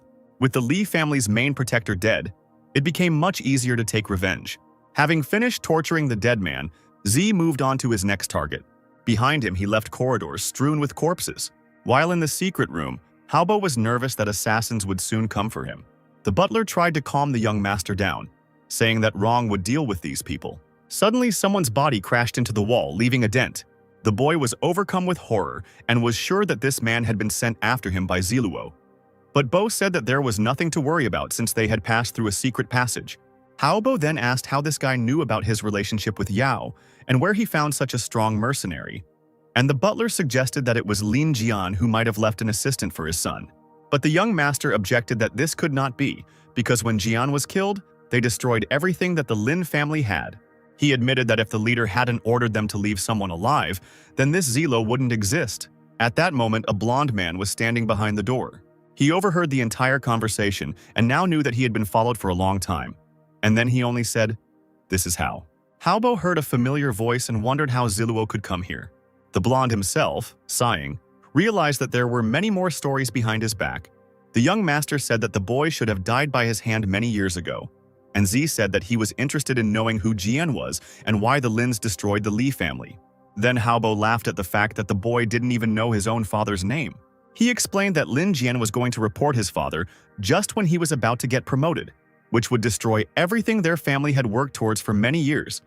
And that was why the Lin family was reduced to ashes. The young master said that if it weren't for the leader, Z would be dead, and also asked who helped him, because if the guy was alone, the guards would easily deal with him. To which the blonde replied that Haobo's words were meaningless, since he would destroy the Li family anyway. The young gentleman said arrogantly that the boy had overestimated himself. The door swung open and a masked man with a zombie cat appeared in front of Haobo. Then the butler tried to hit the killer, but the blonde dodged. Then the man was attacked by an animal that had crept up from behind. However, Bo successfully fought off this attack, and the cat began to disappear just at the time that Z had expected. The guy grabbed his mask and began to take it off. The butler was surprised when he saw a blonde man behind her, and Haobo was covered in cold sweat from fear. Bo couldn't believe that such an orphan could enter the Lee estate and kill the commander of the mercenary squad, and Z replied that the old school people would not survive the Judgment Day, because once the first 7 days of the game passed, their well-trained soldiers would not be able to cope with even one zombie on the street. The young gentleman nervously asked how the boy had managed to become so strong. But the blonde did not reveal his secrets, saying only that he could easily deal with them alone. Zai then engaged in a fist fight, trying to hit the butler. However, the man was able to successfully block the attack. He staggered but managed to stay on his feet. The blonde concluded that Bo was quite strong, since even Rong fell from such a blow. Since it came to this, the butler had to use another method. The man then clenched his hand into a fist, tensing all his muscles. Suddenly the man's clothes tore, revealing his muscular torso. This caused the blonde to arm himself with a sword to gain an advantage. Z tried to hurt the butler, but he dodged it with the words that the guy doesn't understand anything about the morality of wushu. And the blonde replied that he wants to cut off his head and should not ask anyone for permission to do so. Zai then threw his weapon at the enemy using the skill Spinning Swords. The first time the man managed to dodge. However, he had no idea that the blade could return. Therefore, the next time Bo was unable to avoid being injured. The butler had been practicing Chinese boxing for 50 years and could not believe that he would lose so quickly. He said he was not going to stop and wanted to add something else, but his speech was interrupted. The man was interrupted by an explosion intended for him. This was meant to serve as a diversionary tactic, after which Z would attempt to attack the enemy. The blonde delivered a crushing blow from below, saying that he could not leave the matter unfinished, and only after making sure that the enemy was dead could he calm down. The boy thought the butler was a pathetic, backward old man who, despite the end of the world, still thought that wushu would help him. Killing Bo proved that strength alone was not enough in this world, and it was necessary to change one's technique and develop speed. Otherwise, the road was only to death.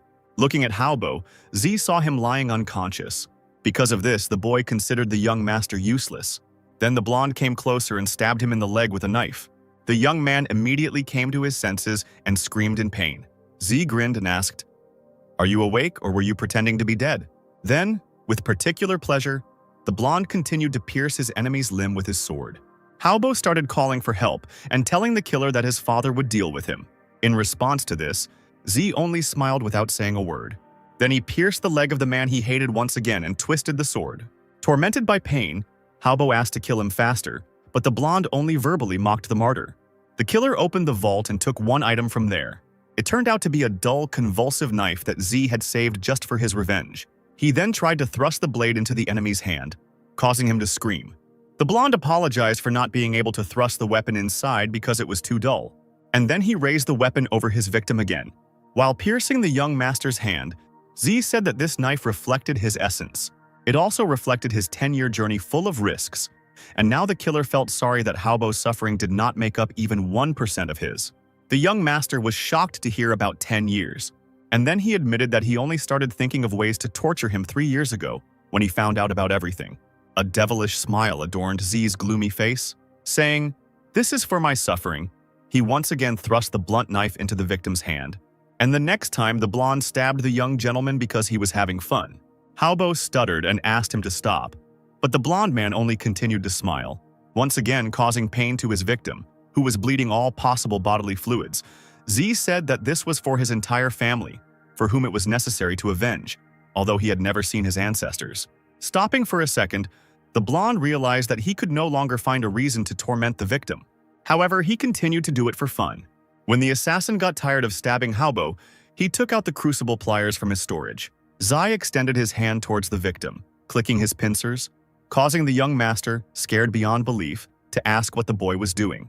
The killer admitted that he had to thank the young master because it was he who came up with the most cruel methods of torture, sending many people to the next world. However, Haobo was surprised because he had never done anything like this before. The blonde swung the knife, cutting into the victim's skin and causing her to scream. After this, Z stuck the pliers into Haobo's mouth and pulled out the tooth. The young gentleman tried to resist somehow, but the killer was much stronger and continued to confidently pull out the teeth. So the blonde guy stripped the guy of the entire bottom row and then asked, "Is that not enough for you?" Z said that in his previous life, Haobo had learned a huge number of new methods of punishment, and the blonde man had not done even 1% of all the tortures to him. The killer felt sorry that he couldn't use the things the young master had researched on the victim now, because torturing Haobo was no longer interesting since he was practically dead. Thinking that the victim might be faking, Z stabbed her a few more times as a test, but Haobo really didn't react to anything anymore. The guy realized that he had overestimated his enemy's acting skills. The blonde had killed the young master's psyche, meaning his body was no longer capable of withstanding any more torture. As he left, Z threw a spinning sword at Haobo. Then he took out an umbrella and opened it behind him.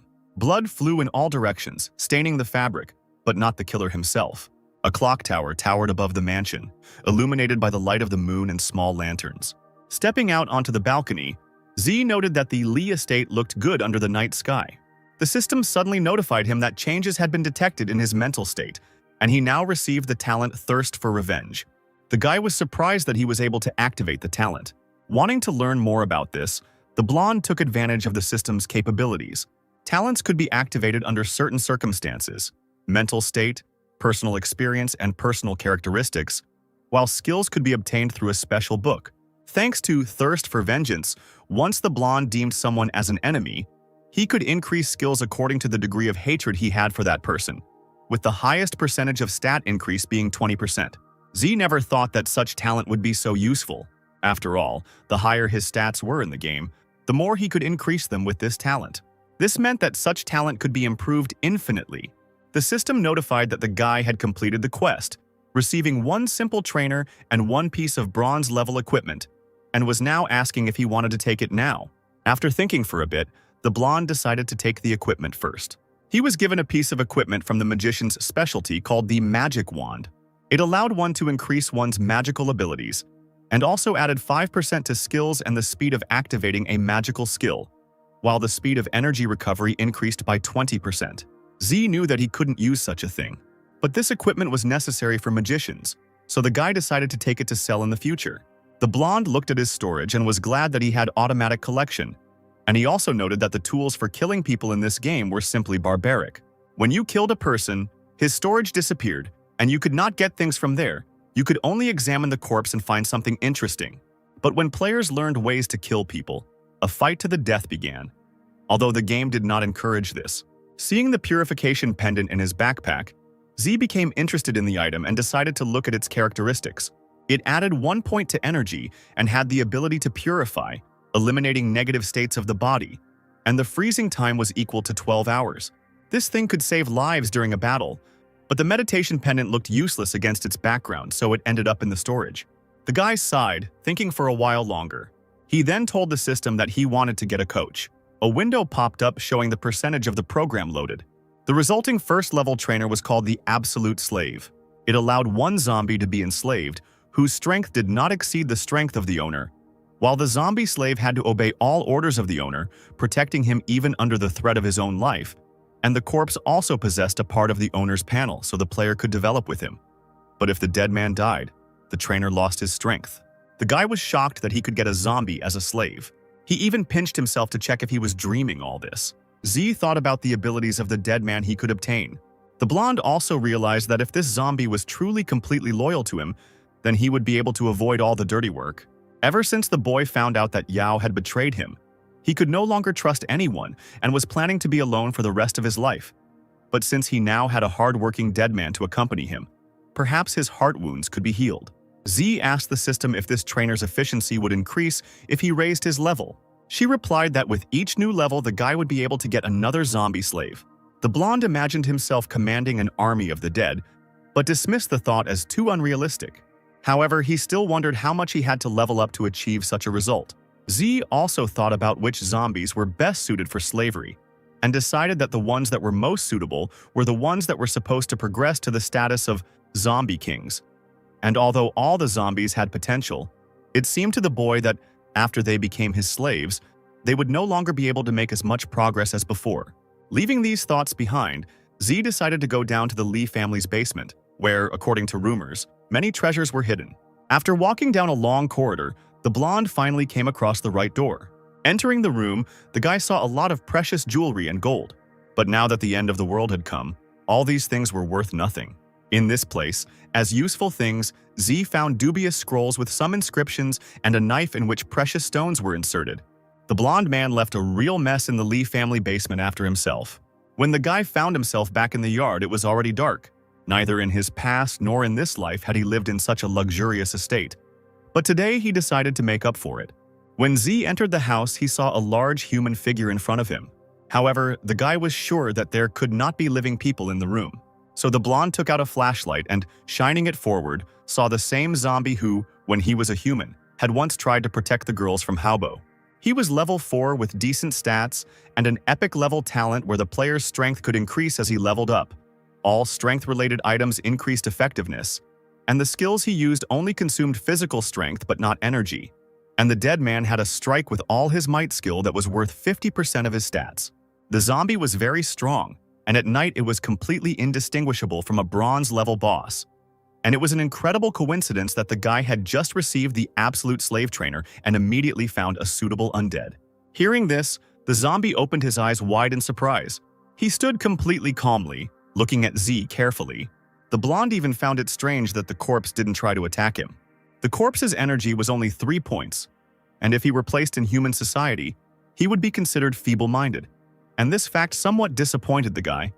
But overall, the corpse's characteristics were quite good. So Z asked the system if he could choose this zombie as a slave.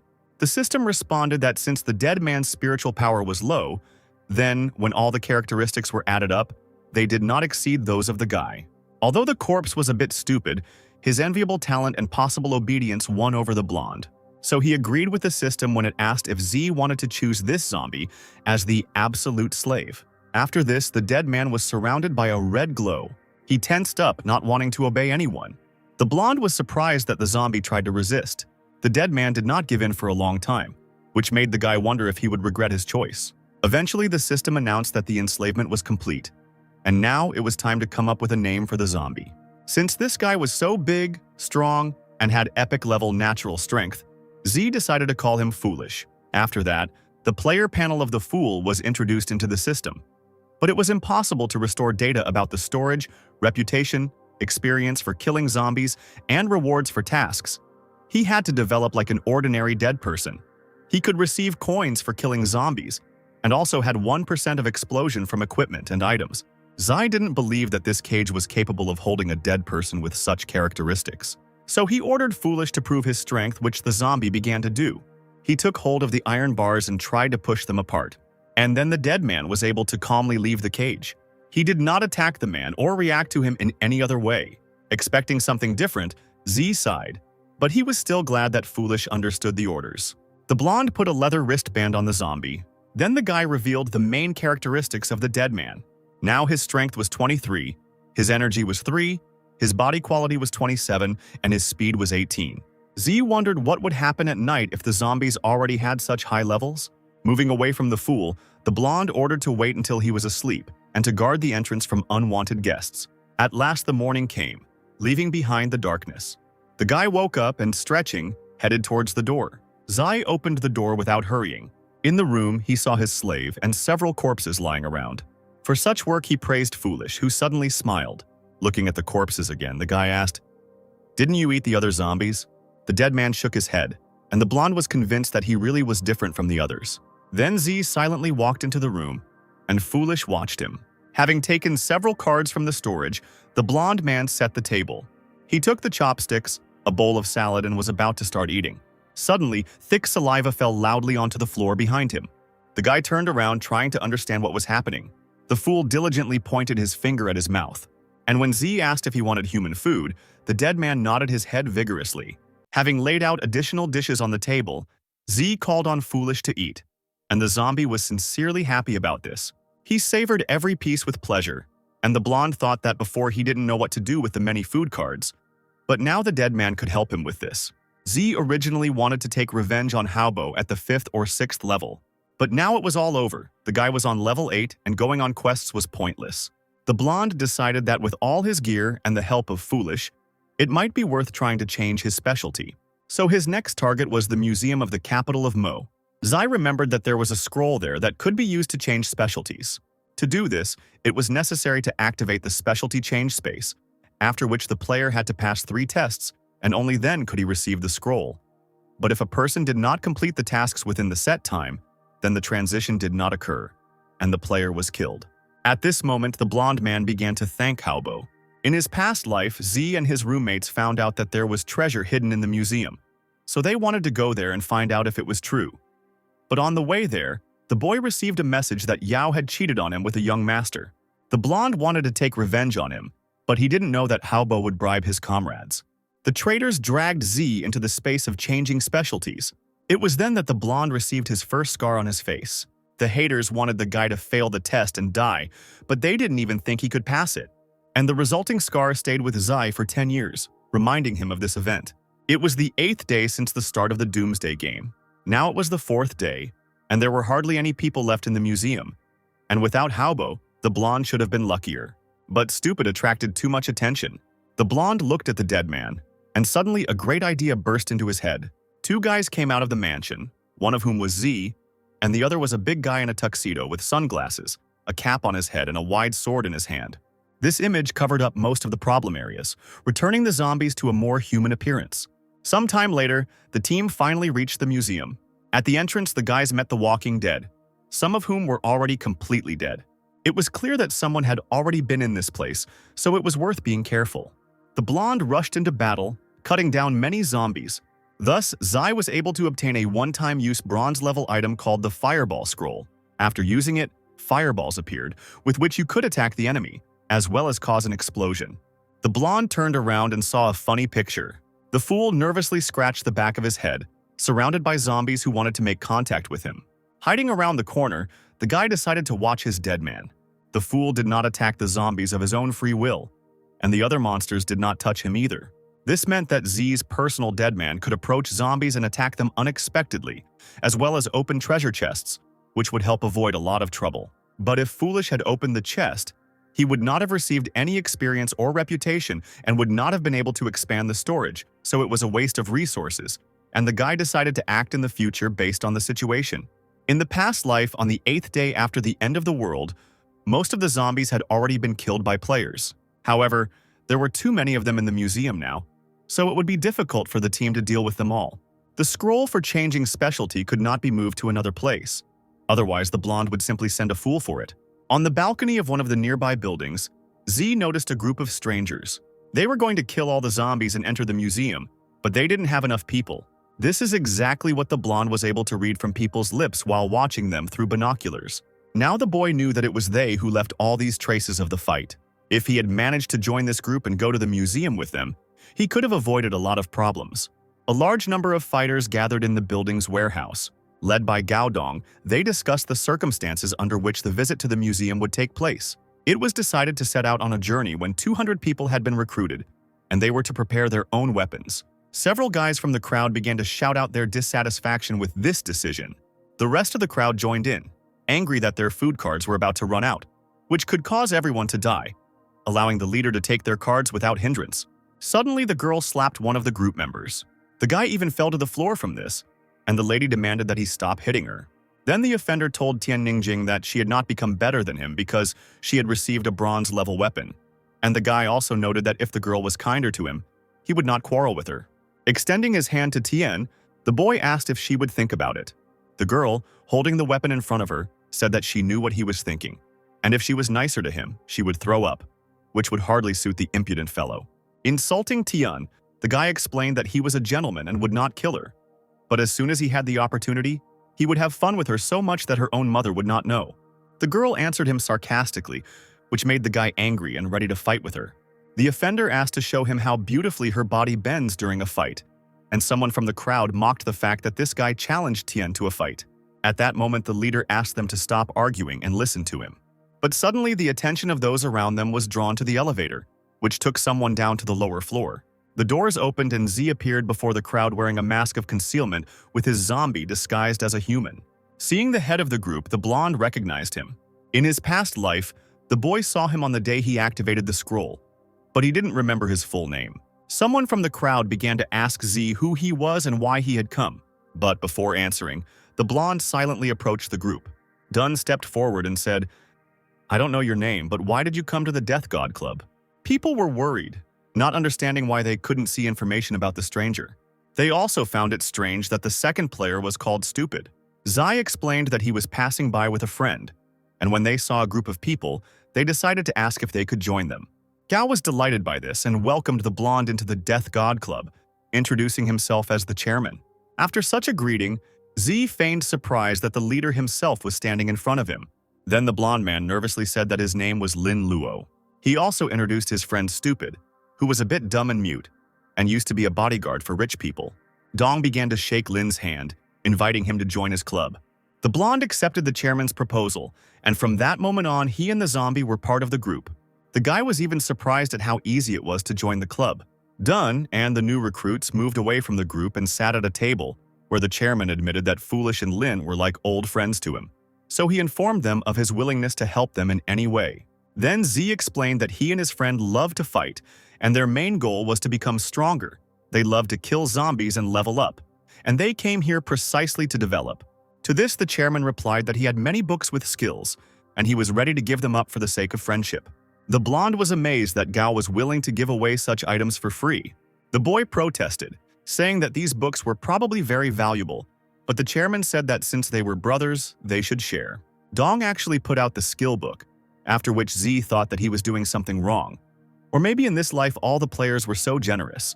The book contained the combat skill Blind Fury, and it consisted in the fact that after activation the player was plunged into a state of loss of control and reason, becoming a fighting machine.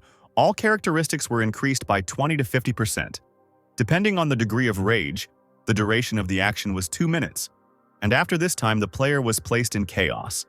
The time spent in which depended on the degree of rage. After reading the characteristics, the guy did not understand what difference a person had from a zombie when using this skill, although he knew that the combat power in a state of loss of mind was higher than with it. The chairman said that although the side effects were quite dangerous, this skill could save lives at the most difficult moment. Zai was mentally indignant that he was considered stupid and tried to be given such a bad skill, but at the same time he was amazed that Gao reacted so quickly.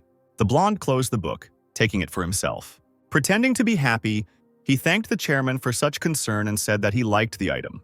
Zai then asked Gao if he had anything else he wanted to say, and if he didn't, he and his friend would go level up. Since the chairman, who noticed Z's fleeting smile, did not say anything else, the boys stood up and prepared to leave. However, Gao shouted at them sharply, trying to stop them. Turning back, the blonde asked what happened. Since the chairman was fooling the guy with that skill book, he thought he should give him something good as compensation. So he said he had a card with a bucket of fried chicken and suggested they eat together. But Z refused, explaining that he and Stupid would rather go and look for zombies to earn experience points. He already felt uneasy about taking the skill book, and if he had taken the food card as well, he would have died of shame. Putting the card in the blonde's hand, Gao said that if they were short of food and water, they could simply take it all from the warehouse. The guy admitted that in that case he should thank the chairman for both of them. Dong then dismissed the recruits, saying that if they needed help they could contact him at any time. Smiling, the chairman thought that Z was not a bad guy, since Gao gave him such a bad skill book, and the blonde did not refuse it. Z and Silly left Dong's office and went about their business. 3 men walked confidently towards them. Ahead of the others walked a man with white fur on his collar, smoking a cigarette and folding his arms across his chest.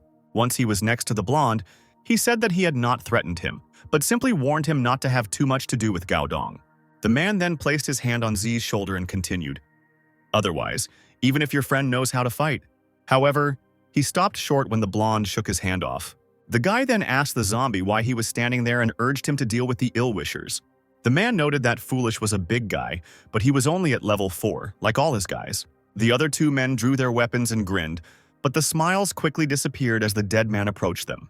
The zombie then dealt the gang leader an incredibly powerful blow that wrenched his head apart.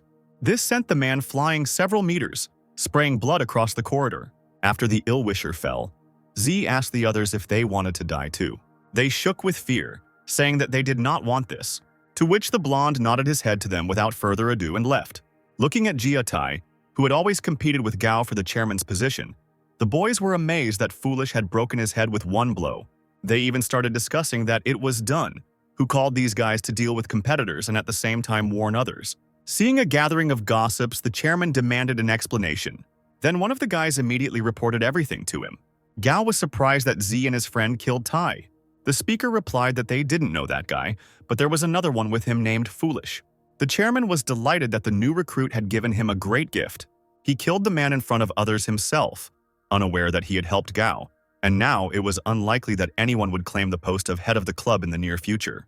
The chairman told one of his subordinates to find people and bury Tai's body with all dignity, and to divide all the valuables that they found on him among the guys. Then Dunn, happily whistling a song, walked back to his place. At this moment, Z was sitting somewhere in the dining room and looking at the skill book. He asked the system if Foolish could attack him or do something evil towards him.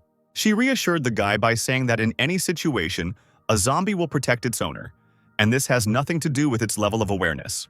The blonde closed the book and approached the dead man who was eating. Z, realizing that he could control his behavior, came to the conclusion that he could use the skill Blind Fury on Foolish, thereby increasing his stats. So the guy distracted him from his food by handing him a book. Then the blonde put his hand on the zombie's shoulder and asked him to study well. The dead man burped loudly, emitting a disgusting smell directly at his owner. After such humiliation of Zai, the zombie began to learn the skill. The guy himself, sitting next to him, was glad that he had such a stupid dead man under his command, but he understood that he himself had to try and move to the 10th level, because after that, as well as after changing his specialty, his strength should have increased at least twofold. The blonde interrupted Stupid's meal again, explaining that they needed to go to level up and try out a new skill, and the library, where the game store was supposed to be, was a great place for it. Without wasting any time, the guys set off towards their goal. As they walked down the club building, on one of the floors they found a door that stood out from the rest. It had an unusual notch, highlighted in blue. Z and his subordinate approached her cautiously, expecting a zombie attack. However, everything was quiet around, and no one stopped the guy from putting his hand on the door. Then, a window popped up, welcoming the blonde to the game store and wishing him good luck with his shopping. The door opened, letting Z into the room. The room seemed bottomless, without walls, and was filled with a multitude of systemic blue windows.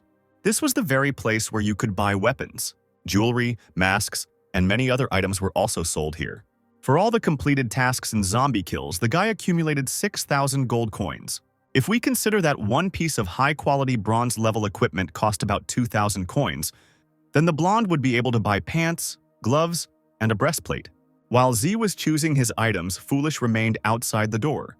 He defended the entrance from other zombies, and the blonde calmly looked through the contents of the store, not paying attention to the noise. Suddenly, a zombie's hand reached out to the guy from the window, frightening him with its unexpectedness. But thanks to his quick reaction, Z managed to jump back. Clutching his neck, he felt relieved that the dead man had not been able to hurt him. There were no damaged areas in the store, meaning the dead man was most likely originally inside. The zombie girl, who dreamed of tasting the blonde's brains, approached him screaming. Holding the sword in front of him, the guy concluded that this dead man lived in the game store. In his past life, he encountered such zombies, and he believed that the game should deal with them. But for some reason, she still allowed the dead to remain in areas that were supposed to be safe for humans. The drooling zombie girl lunged at Z, but she didn't even have time to attack him, as the blonde cut her throat, after which the dead man fell to the floor with a crash, splashing blood. Not wanting to do everything manually, the guy asked the system to activate automatic collection. Z hoped that he would receive weapons with high stats from the zombies, or equipment that would change them.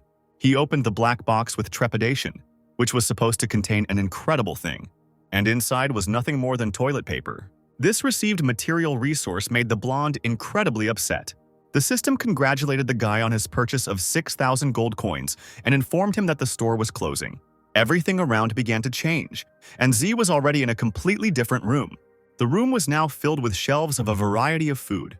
Disappointed by his mistake in wasting so much money, the guy looked around. Resigned to the fact that he had missed his chance, the blonde took a bag of chips and decided to check if everything was okay with Stupid. He left the room and found his subordinate, who had managed to kill several zombies during this time. Zai gave him an approving gesture, delighting Foolish with praise. At that moment, a large dead man appeared in front of them, and the guy entered into battle with him. He dealt with it quickly, as well as with other zombies, from which he was able to obtain a disposable tool, Old Straw Man, and equipment double strike gloves. of the bronze level. Continuing to cut down the dead, the blonde man obtained the bronze equipment Huangshu sword. The system notified that this item was a match for the Tang sword, so it could be fused and leveled up using a special stone. Zai checked his level and found out that he had 40% of experience left to reach level 9. Then the blonde was pleased with the useful automatic collection, with the help of which he would not miss a single thing. He decided to look through the characteristics of the new items and press the required button. The guy found out that after installing the effigy, the attention of hostile creatures switched completely to him, and after the destruction of the tool, the enemies began to attack the player again. Double strike gloves increased the effectiveness of strikes by several percent when used, also added 1 point to strength and body quality, and after an attack with increased effectiveness by 5%, a second strike followed. The Huanshu sword was made of steel, had a straight blade that had been tempered by fire, and added 1 point to strength. And if you pushed the strength to the extreme limit and discarded all the side effects, then this weapon was the strongest of all bronze-level weapons so far. Z decided to put on the double strike gloves and also fuse his swords. He was sure that it couldn't get any worse. The blonde understood that he had a system trainer that guaranteed the explosion coefficient, but it could not guarantee the rest. The boy sighed, wondering if he really should use the stone. At worst, he will break one sword. Z decided to carry out the merger anyway, and the system asked if he really wanted to do this, since after such a procedure the weapon would be impossible to restore. The blonde agreed with this, and the merging began, which took half an hour, and the guy decided to eat during this time. He set the table and the boys began to eat. Finally, the system announced that the fusion was complete, creating a silver-tier item called the Demon Slayer sword.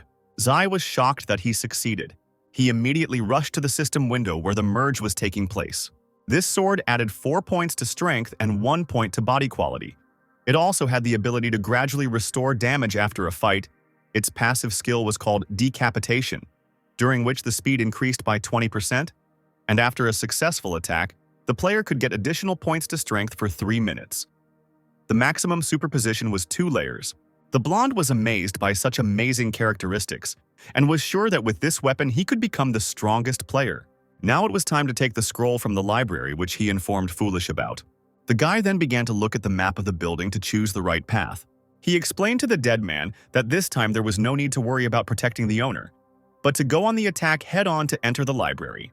The zombie, as Z had asked, went straight ahead to the library, scattering enemies. The blonde followed stupid, finishing off the surviving zombies. Once in the right place, the guy himself began to kill the dead, along with his subordinate, skillfully using his skills. Soon he was able to move up to level 10, gaining 1 free point to his stats. Z breathed a sigh of relief after killing the last of the zombies in the room. However, he was alarmed by something he had not noticed before, having been so focused on the murder. The boy looked at Foolish and asked in shock what he was doing. The dead man growled, clenching his hands into fists. It was noticeable that he had grown in size, causing most of his clothes to be torn. The fool looked like some kind of humanoid beast. As he was leaving, the blonde told him to stay here while he cleaned the toilet, and in 10 minutes to go up to the top floor, where the guy would wait for his subordinate. Half an hour later, the team was already on the top floor, teaming with the dead. There, Z ordered his calmed-down subordinate to activate Blind Fury. The fool obeyed and began to make a menacing roar, increasing in size. Taking advantage of his subordinate's state, the blonde pointed at the crowd of zombies. The guy said that those few dead guys ate all his fried chicken, so Silly Boy had nothing left for tomorrow. An enraged zombie rushed into battle to take revenge on the unsuspecting dead. Z himself sat down and began to drink Longjing green tea. He watched stupid, surprised that Blind Fury was so strong. His subordinate's characteristics doubled, and now the blonde admired the natural strength of the fool, who easily scattered his opponents. Soon, Blind Fury entered a frozen state. The zombie's stats were rapidly declining, as were his muscles. The transformation ended, and the tired dead man sat down noisily on the floor. There were many cuts on him, from which steam was coming. Zai didn't expect that something like this would happen in the Doomsday game. Now the rate of feeding of the foolish increased by 30%, and the absorption of food corresponded to the severity of the wounds, and also compensated for the expended energy. Throwing a potion to restore strength to his subordinate, the blonde asked the system to activate automatic collection. So, his warehouse contained 4 equipment enhancement scrolls, 3 elixirs of strength, and 2 elixirs of energy. A bronze-level protective chestplate made of gold was also obtained, which had a protective function, and added 1 point to the quality of the body and speed. This equipment also created a transparent protective layer for 3 seconds. But when struck with a force exceeding a certain degree, the armor could break, and the freezing time was 1 hour in case of damage. 12 hours. The energy elixir was a one-time use bronze-level item that restored 10% of energy after consumption, with an additional 5% being restored with each new minute. The duration was 4 minutes, and the freeze was half an hour. The guy was happy with the new equipment and put it on right away. Z also decided to use the scroll on his blood-absorbing ring. The guy waited for the enhancement to complete, hoping that the equipment would match the power of the expenditures he had incurred during the battle. The process was completed, and the blonde smiled slightly. Now the equipment added 1 more point to strength and body quality. Everything worked out quite well for Z, and he put the ring back on. Then the guy went on to actively crush the dead, testing the effect of the enhanced equipment. After that, there was a quiet minute, and he checked his characteristics, where strength was equal to 20 points, energy 19, body quality 20, and speed 24. Having looked at this, the blonde went on, telling Foolish that the rest time was over and it was time to go upstairs. They were able to get to the right place without any problems. Entering a dark room lined with bookshelves, the team discovered a mess. Zai was sure that only the boss could do such a thing and possess such power. When the blonde came there in his past life, all the bosses had already been destroyed. But this time the team made it in time. And now he was wondering who was the main zombie here. Walking even further, the guy found himself at a door with the sign Mo Capital Store. Zai pressed on the handle and it creaked as it gave way.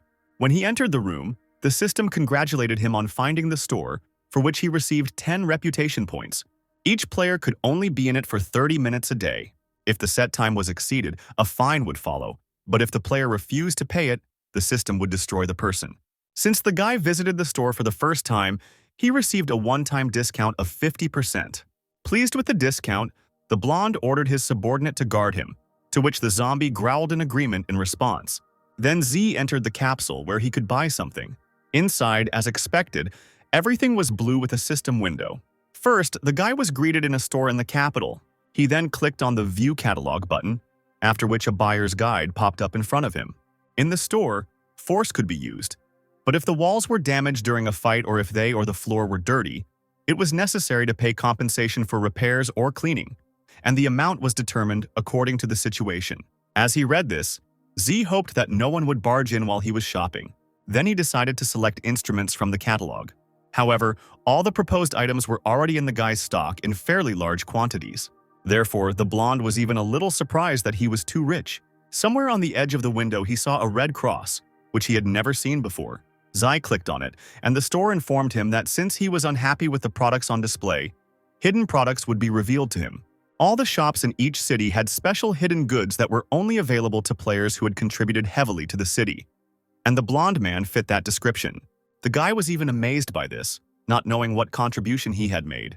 But still, the blonde decided to see what hidden goods were here. Then he saw a text in the window that completely shocked him. The text greeted the respected and devoted citizen. Z asked the system if it was sure it had made no mistake, and was told that he could verify this by going to the store's main page. There were the Badge of Honor of the Capital of Mo, the Coat of Arms of the Guardian, and the Imprint of the Protector. Taking into account the discount, the blonde had enough money for the last 2 pieces of equipment, so he decided to buy the more expensive policing officer costume. Instead of the stated 12,000, the guy was able to buy the item for 6,000, and next time he planned to buy the Imprint of the Capital. Suddenly, the store asked Z what product he wanted to buy, and the guy replied that he didn't need anything anymore. The blonde man came out and was thanked for his visit. Once outside, Z decided to check the characteristics of the item he had purchased. The Mo Capital police officer's costume was of diamond grade and excellent quality. After putting it on, thanks to metamorphosis, all the equipment was hidden. But the effect remained in force, and in addition to this, the suit had the function of self-cleaning, temperature regulation, self-healing, blood isolation, and others. Also, thanks to greatness, players with a bad reputation could not attack, and their stats were reduced by 10% for 5 minutes. With the help of the order function, it was possible to establish order in the capital, publish tasks approved by the system, while the rewards and penalties for them depended on the reputation level of the owner of the suit. The complexity of the task was determined by the content, while the one who gave the task did not have to pay a reward. Zai wanted to see what this suit was capable of in reality, so he decided to put on and activate all the equipment at once. The blonde's clothes changed in an instant, and first he was going to test the metamorphosis function. The guy took out the protective chest plate, and the system asked if he wanted to use the effect on this equipment. He answered in the affirmative, and suddenly armor appeared on him. So Z put on and took off the breastplate several times, and Foolish stood nearby and watched in amazement as the armor disappeared and then reappeared. Suddenly, a notification appeared that the 30-minute limit was already ending, and the guy smiled, thinking that if he put on the suit, his activity, mobility, and stealth would immediately increase to the maximum. Then the blonde took the zombie by the hand and led him somewhere, asking him to be faster. They walked out of the store and the guy stopped, folding his arms across his chest, while Foolish was already squatting and looking at him questioningly. Zai wanted to use the order function on his zombie to destroy the entire world. The dead man even became alarmed because he had never been aggressive enough to do something like that. But he was lucky because the system said that it did not approve this task. Killing a legendary level boss and destroying the library with one blow was also impossible, but the task of spying on a girl changing clothes was approved. The system asked if the guy wanted to publish it, and the blonde, blushing, began to nervously press the decline button since he was just joking. Then a brilliant idea came into his head. Z decided to publish a quest to kill the library boss. This task passed the test, and the system asked for confirmation, which the guy did. The blonde believed that this way it was possible to determine whether the boss was nearby. As he left, he told Stupid that it was time to deal with the main dead man in this building, to which the zombie growled. It was already night, and in a tiny room adjacent to the library, a couple was sitting. The girl asked if the monster would find them and was told that this was not supposed to happen. She looked at the door and saw something that made her panic. There, from the crack, a terrible eye was visible, looking straight at her. The girl screamed and began to sob in horror. The guy covered her mouth and hugged her, trying to make her shut up. He looked at the door and began to panic himself. A disgusting, naked creature with pointed ears and a tail hung from it. It ran its long, slobbering tongue across the boy's cheek. He shook with fear and hugged the girl tighter. The boy then told Xiaomei to run, and they rushed forward together. So they came across a door that seemed like salvation. However, the couple did not have time to run out, because the monster grabbed the girl by the leg with its tongue. He forcefully pulled the girl towards him, tearing her out of the guy's hands. The creature then began to devour human flesh. The guy wasn't going to run away. He saw a broom behind him, which he armed himself with. As he attacked the creature, he shouted that he would avenge Xiaomei. The night was in full swing, and all the zombies with increased characteristics were already rapidly destroying the poor souls who did not have time to hide. Zai entered the library with his partner. There they found two corpses, a girl and a guy, and next to them sat a zombie. The blonde knew that such people did not live long, even after going through the survival instructions, so it could be considered that they had suffered enough. Besides, if it weren't for their screams, he would never have known that the boss was hiding in this very place. The system congratulated Z on finding a special zombie. Such dead people went through the same process as human specialists and could have their own paths of progression. The bosses progressed the fastest, and differences could be detected even at the initial stage. The killer zombies were similar to assassins, had high mobility and strong attack capabilities, and fed on human brains, enhancing their intellectual abilities. And in front of the blonde there was now a climbing zombie, so called because of its talent for crawling on any non-slip surfaces. He had the ability Backstab. That is, he could inflict a wound with his claws at 10% of the force, and if the attack occurred from behind, the severity of the wound doubled. There was also Illusory Attack, which allowed the dead to merge with the floor or the wall and suddenly attack. And if he attacked the enemy from the front, he would deal damage equal to 80% of his strength. The guy noted that this zombie's abilities and talent were a perfect match. Zai was completely calm when the enemy appeared behind him. The system notified that after finding a bronze-level boss, he received a new quest, Hate of the Climbing Zombie. She then announced that she had scanned and optimized the task. According to the system's story, a library worker stole books, for which the director scolded him right before the end of the world. But after the day of judgment arrived, the worker turned into a zombie and killed him. The blonde ordered Stupid to drive the climbing zombie up the wall and not let other dead ones come. The subordinate obeyed and began to carry out the master's order, which caused the enemy to climb the wall. The fool came closer and tried to attack the zombie. The subordinate swung and aimed the blow at the enemy, but the boss suddenly disappeared just at the moment when the metal was about to touch him. The weapon hit the wall, making a dent, which puzzled Foolish. On the same wall behind the dead man, a shadow appeared, from which a climbing zombie emerged. This creature attempted to attack its subordinate using illusory attack. However, the guy, saving foolish, threw a spinning sword and cut off the hands of his opponent, who suddenly became somehow smaller. Z asked the climbing zombie if he was scared, then added that there was nothing special about the enemy. The guy tried to attack him from behind, but suddenly additional arms grew on the dead man's back, stopping the sword. However, the blonde made several more swings with the weapon, cutting off the hands of these arms as well. The enemy suddenly began to cry and shake from the pain and fear he received. He started to run away and in his zombie language said, "Save me! There's a man killing zombies here!" Yawning demonstratively, the blonde said that he was giving the enemy a chance, and while the dead man was running, he would count to 1. Then Z actually started counting from 3 to 1. After finishing counting, Z activated the acceleration function of the Boots of Strong Wind. The space delay function was also activated for a short time. The blonde ran at high speed after the dead man, who simply had no chance. The guy then used a spinning explosive sword on the boss. The zombie became nervous, feeling his end approaching. The attack quickly reached its target, creating an explosion and destroying the 10th rank undead. For completing the task and killing the zombies, Z received 100 experience points, 700 coins, 350 experience points, and 1 piece of bronze equipment, which allowed him to move up to level 10 and get 1 point to the characteristics of his choice. Since the guy had reached level 10 but hadn't changed his specialty, he couldn't level up anymore, but experience points were still accumulating.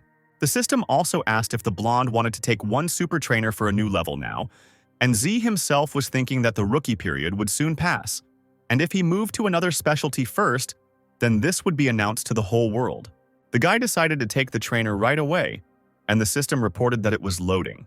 A super trainer, Yin and Yang twins, was obtained, thanks to which the blonde could have 2 specialties at once, while the other players were shown only the first one. There were no restrictions, but with stable development of the same characteristic, it was possible to get the highest result. And for the second specialty, it was possible to use only 50% of the free characteristics. The blonde was shocked to receive such a thing because it was against the rules. He even believed that the game wanted him to become the king of this world. Zai was of course happy, but he understood that it was unfair to the other players. Suddenly, the guy heard the footsteps of approaching dead people. Without any nervousness, he used the spike attack. Earthen spikes rose from the floor, piercing and throwing zombies around. At that moment, a silver chest appeared in front of the blonde. Since it could be moved, unlike the wild chest, instead of opening it right away, Z decided to take it with him. He told Silly that they needed to go upstairs. They walked up the stairs to the 5th floor and did not encounter a single zombie, but there were plenty of them in the corridor. However, they were all of low level. Therefore, the blonde, realizing that his subordinate could handle it alone, left the dead men to stupid. As he walked away from the battlefield, Z thought about how, according to the new trainer's explanation, the ghost specialty added strength and speed, which meant that he also needed a specialty that would add body quality and energy. The best specialty was a secret one called Holy Swordsman, which was hidden on the other side of the ocean, and it was unlikely that something like that could be found in the Dragon State. Having finished thinking about this, the blonde opened his warehouse. He began to look through the items he had received, checking their characteristics. Among them, the guy found a very impressive warhammer. He came closer to Foolish, who was killing enemies with his bare hands. Z gave the hammer to his subordinate, who was delighted to have such a weapon. The zombie took the weapon and tried to bite it off, and the guy, having checked something else in the system, said that they were finished. The dead man continued to gnaw on the hammer, while the guy decided to open the silver chest. For opening it, Z received additional storage space, experience points, gold coins, and the durable combat pants. This high-strength silver-level equipment was a great help during battle, adding 3 points to body quality, 1 to speed, and as a function, it could reduce negative external influences by 20%. The guy put these pants on and happily checked how his characteristics had changed. He then ordered his dead man to collect all the tools from the dead zombies and meet them downstairs. The rookie protection period had not yet passed, and the specialty change system was still closed. So the blonde decided to first prepare for the transition to the ghost specialty and think carefully about the second one. And Z also hoped that the Death God Club members would gather together, and he could make a punitive expedition to the museum early. The 8th day of the game had arrived, and the defensive period for the newcomers was about to end. The elevator in the building where the Death God Club was based suddenly announced its stop with a short signal. Z and Silly came out of it and immediately met the chairman with a megaphone in his hand. The blonde asked him when they would go to the museum, and Gao replied that they had attracted several people in the past few days, and since there were about 200 people in the club, they could set out tonight. Since the blonde man came, the chairman was going to go and call his brothers. Dunn was confident that if their campaign was successful, then no one would compete with him, and he also wanted to figure out how to keep Zai by his side. In the open area, the chairman used a megaphone to call people to march in a rather simple manner. He said that all the club members would be heading to the Mo Capital Museum today to exterminate the zombies and bring back the Dragon State's cultural heritage, so they had to gather up and prepare for the expedition. Some shouted that they would kill all the zombies and find bronze-level equipment. Some wanted to get rich, and some wanted to rise to level 5. These players perceived the game as an easy battle where they could kill the dead and get a buff. But Z knew that when the protective period ended, many would die. Although the club members were inspired, things were not that simple. Someone in the crowd couldn't find his bitter tea, and a major conflict ensued. There were a lot of zombies swarming around the building where the club was located. Gao watched their movements through binoculars. He asked Z if he was confident in his fighting ability since there were quite a few dead people here, and the boy answered positively, and also said that if the chairman organized the people to act quickly, there would be no casualties. The blonde walked up to the chairman, who was sitting on the windowsill, and put his hand on his shoulder, explaining that it would soon be 7 o'clock, and if he missed this opportunity, there would be no other. Besides, everyone approved of their plan so they could act. Even though Dunn wasn't confident about the expedition, he decided to do such a crazy thing for the sake of everyone else. Since Z had the highest speed in the club, he asked to be allowed to attack the dead first. The blonde decided to leave his subordinate to the chairman. At that moment, the fool was playing with a hammer, swinging it up and down. The guy thought that this weapon, which the zombies clearly liked, really suited him. Not wanting to waste any more time, Z ran towards the zombie. Everyone admired his speed and dedication and supported the guy. He ran with a few other guys, holding the meat with the zombie virus in his hands and attracting the attention of all the dead. Now everyone else could calmly go outside to the museum without immediately encountering a huge number of opponents. Once they were close enough to the museum building, the blonde handed the guys the meat, telling them to keep running while he killed the zombies. Z also asked them to find Gao when the boys returned, and explained that the entire reward would belong to them. Admiring the blonde, they thought that this guy was a good person. However, Z simply deceived them. Because killing the dead was not his main goal, he had to find the scroll before someone else did it. The blonde accelerated as much as possible, throwing zombies around, and the guys were amazed at how fast he turned out to be. Finally, the guy reached the right room and the door opened in front of him. In the middle of the room there was a pedestal, and on it was a scroll inside a glass box. It was the very thing that made many people chase after it, sacrificing their lives, which was more like a deception. Zai walked closer to the pedestal and began to stretch his arms. Then he hit the glass that separated him from the beauty. However, the barrier was not damaged in the least by one attack. Then the blonde began to actively strike with his fists. At some point, the glass began to weaken, causing it to crack. Victory was close, and the guy continued to wave his arms vigorously. And finally, the barrier that had made Z's fists bleed was broken. The system reported that he had found a strange scroll that clearly contained a big secret, and for this he received 500 reputation points. She also said that the scroll was calling for a guy, so she asked if he wanted to answer the call. The blonde agreed and a bright light began to emanate from the scroll. Since Z answered the call of the scroll, he had to be placed inside. A bright light enveloped the boy, making his eyes hurt. The next moment he found himself in a stone room, and the system announced that the transfer to the scroll was complete. Z opened his eyes and found himself levitating. He stepped onto the floor and saw several fireballs flying above him, illuminating the room. The blonde walked up to the wall on which something that looked like outer space was glowing. The guy put his hand on that space, and it started to fall through. Now he was sure that he was not mistaken, and this place was right here. Zai entered the space completely, and the system congratulated him on activating the test. Based on the description, it was necessary to complete 3 tasks without using equipment and skills. For failure, the player would die, and time here passed completely differently, so there was no need to worry about it.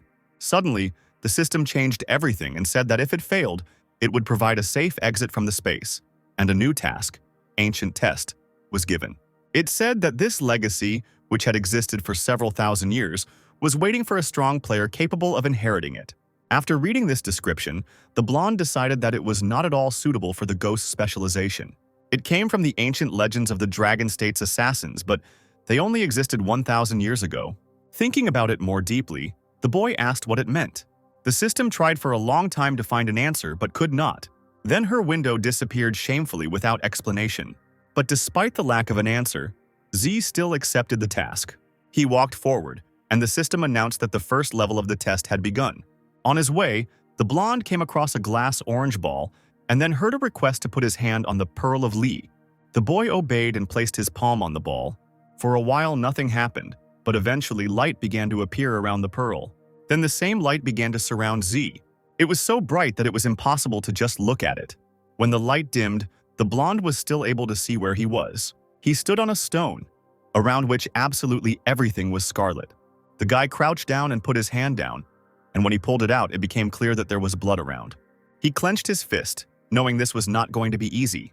It was unpleasant to realize that Z found himself alone right in the middle of a bloody ocean. Suddenly, a whirlwind appeared above the guy, at the end of which the sky acquired a purple hue. All this had a detrimental effect on the blonde, causing mental anguish. In his past life, Z had gone through this level relying on his hatred for Yao, and he had gone through it terribly. This test was created to understand whether a person can overcome himself in order to avoid the mistakes that he would have made if he had been the same. This time, everything was supposed to be different. Many years have passed since the first time he passed this test, which was able to almost completely change the guy's personality. In his past life, he clutched his head and shook all over from the mental torment he experienced caused by hatred. Now the blonde was completely calm and continued to stand steadfastly with his back straight. Suddenly, all the unpleasant sensations stopped, and Z realized that he had managed to pass the level. He was glad that he was finally able to prove his abilities. Then something purple in the sky said that the boy could come back. Everything around suddenly began to boil, staining the blonde with blood. Then he began to rapidly dissolve into thin air. Z appeared again in the stone space without a single drop of blood on his clothes. The ball under his hand shrank several times and lost all its shine. It was amazing that such a small pearl could transport people to such a terrible place. The second level of the test was activated, causing a portal to appear in the wall and the system asking to move forward. In his past life, the guy went to the second level just as filled with anger, and at the very end he couldn't take it anymore and fainted. And when I woke up, I found myself on the third level. This time, Z walked diligently through space, feeling strong pressure from the outside. He was going to stand firm until the end, when suddenly he began to urge himself to give up, because the guy could move on to the next level, even after losing consciousness. However, the blonde brushed this thought aside, realizing that he should never give up. And besides, he had already been through this in his past life. Zai felt that he had to stand firm because he had another chance to take revenge. With difficulty enduring the pressure, the strength of which increased with anger, the boy closed his eyes, trying to gather his strength and concentrate. So the blonde saw the image of an unhappy man with many scars and a small stubble. It was him from a past life. However, now the guy changed every event, turning it to his advantage. That is why I continued to stubbornly walk towards the radiance that appeared ahead. He moved further and further away from the darkness, approaching the light. Finally, the distance shortened and Z was able to see what he had been working towards for so long. It was a rectangle with a bright white light coming from it, as if someone had cut out space. The blonde was amazed that he was actually able to hold out until the end. Because he had succeeded, he felt happiness, which even brought tears to his eyes. Entering the unusual door, Z thought that now a truly new life awaited him. Then the blonde man found himself back in the original testing location. The system congratulated him on successfully completing the level and asked him to move on to the next one. There was one last level left, where the guy was waiting to meet his enemy. In his past life, Z fought him armed with a spear. However, it wasn't of much help against the enemy. And now the blonde wanted to take revenge on this creature for the scar it once left him. Once again, the guy entered the wall, which turned out to be a portal. He moved into the cave and the system announced that the third level had been activated. Since Z had to kill the guardian beast, he armed himself with a sword in advance. For some time, the blonde man simply made his way along the cave paths, accompanied by a fireball. He became wary, sensing the imminent appearance of the enemy. Somewhere behind the guy's head, a whirlwind formed on the wall. Then, a black cat gracefully jumped out of it. He landed deftly on the floor and looked at his opponent with disdain. Looking at Z, the cat began to mentally become indignant. He waited so long and ended up meeting a psycho. The blonde remembered how in his past life he had tried with difficulty to defeat him, changing his sword for a spear. At this moment, the system analyzed the ability breakthrough conditions and the epic-level talent Comprehension of Omnipotence was transformed into the legendary level Omniscience. It was a combat talent that allowed one to easily master new combat techniques and weapons. Suddenly, the cat tried to attack the guy in a jump. Without worrying about anything, Z concentrated on his strike and swung his sword. Then the weapon passed across the beast's face. The cat received exactly the same wound that he had once inflicted on the blonde in his past life. Zai then dealt the beast a few more blows before it landed. The defeated cat, unable to fight any longer due to its many wounds, fell to the ground. And the system congratulated the blonde on killing the guard beast and passing the third level of the tests. For completing the mystical trial, the guy received a reward in the form of 1 level and a scroll of the ghost specialty. The system reported that after switching to a specialty, the reward for leveling up is summed up. Z seemed to have passed the test, but he was still in the cave, so he became worried. In his past life, after killing the cat, he immediately exited the test. But this time, nothing happened. The guy approached the rock and tried to find the portal, but it was useless. He began to think that it was probably not the game itself that had trapped him here. The system explained that it was necessary to pass the test, take the scroll, and receive its legacy. Then the blonde realized that it was precisely the inheritance that he had not received. Apparently, obtaining the scroll was only the first step in completing the quest, and the second step was to activate the scroll, after which it was possible to take its power. The system asked the player to move forward, and he was glad that he was not stuck in the cave due to a bug. Zai then asked where exactly he was supposed to go. However, he never received a response from his system. Surprised by the silence, the blonde even thought that she and the scroll were in cahoots, or perhaps the system knew about everything that happened to the guy in his past life. There was no choice, and Z went forward as she said. However, he came across a wall that was impossible to pass through. The guy noticed cracks in it, which seemed to form some kind of pattern. The blonde ran his hand over them and they suddenly began to shine. Silhouettes suddenly began to appear in this place, and soon the same drawing that was depicted on the scroll appeared. Then something strange continued to happen, and the next moment, a door with this drawing appeared in front of Z. He opened the door and saw a room with a stone table in the middle, and on it lay a scroll and a small yellow ball. The guy entered cautiously, expecting an attack. However, there was no one in the room, and the blonde could calmly approach the table. Then he took the scroll and unrolled it. The scroll, which seemed empty at first glance, suddenly began to glow. Its glow became brighter and brighter, illuminating the room. Only 2 words appeared on the parchment, Chi Yu. Zai became nervous, not understanding what this meant. But then the text continued, saying that the ox and the bird were the totems of the Julie tribe. Chi Yu was killed by Emperor Huangdi, who beheaded the tribal leader, and according to legend, the soul of the murdered man was preserved through witchcraft. Chi knew that his soul would eventually dissipate, so before that he created a scroll with a trial, where the very last level was guarded by a cat that possessed the blood of a mage. The trial was designed to test one's will to win, determination, and fighting skills.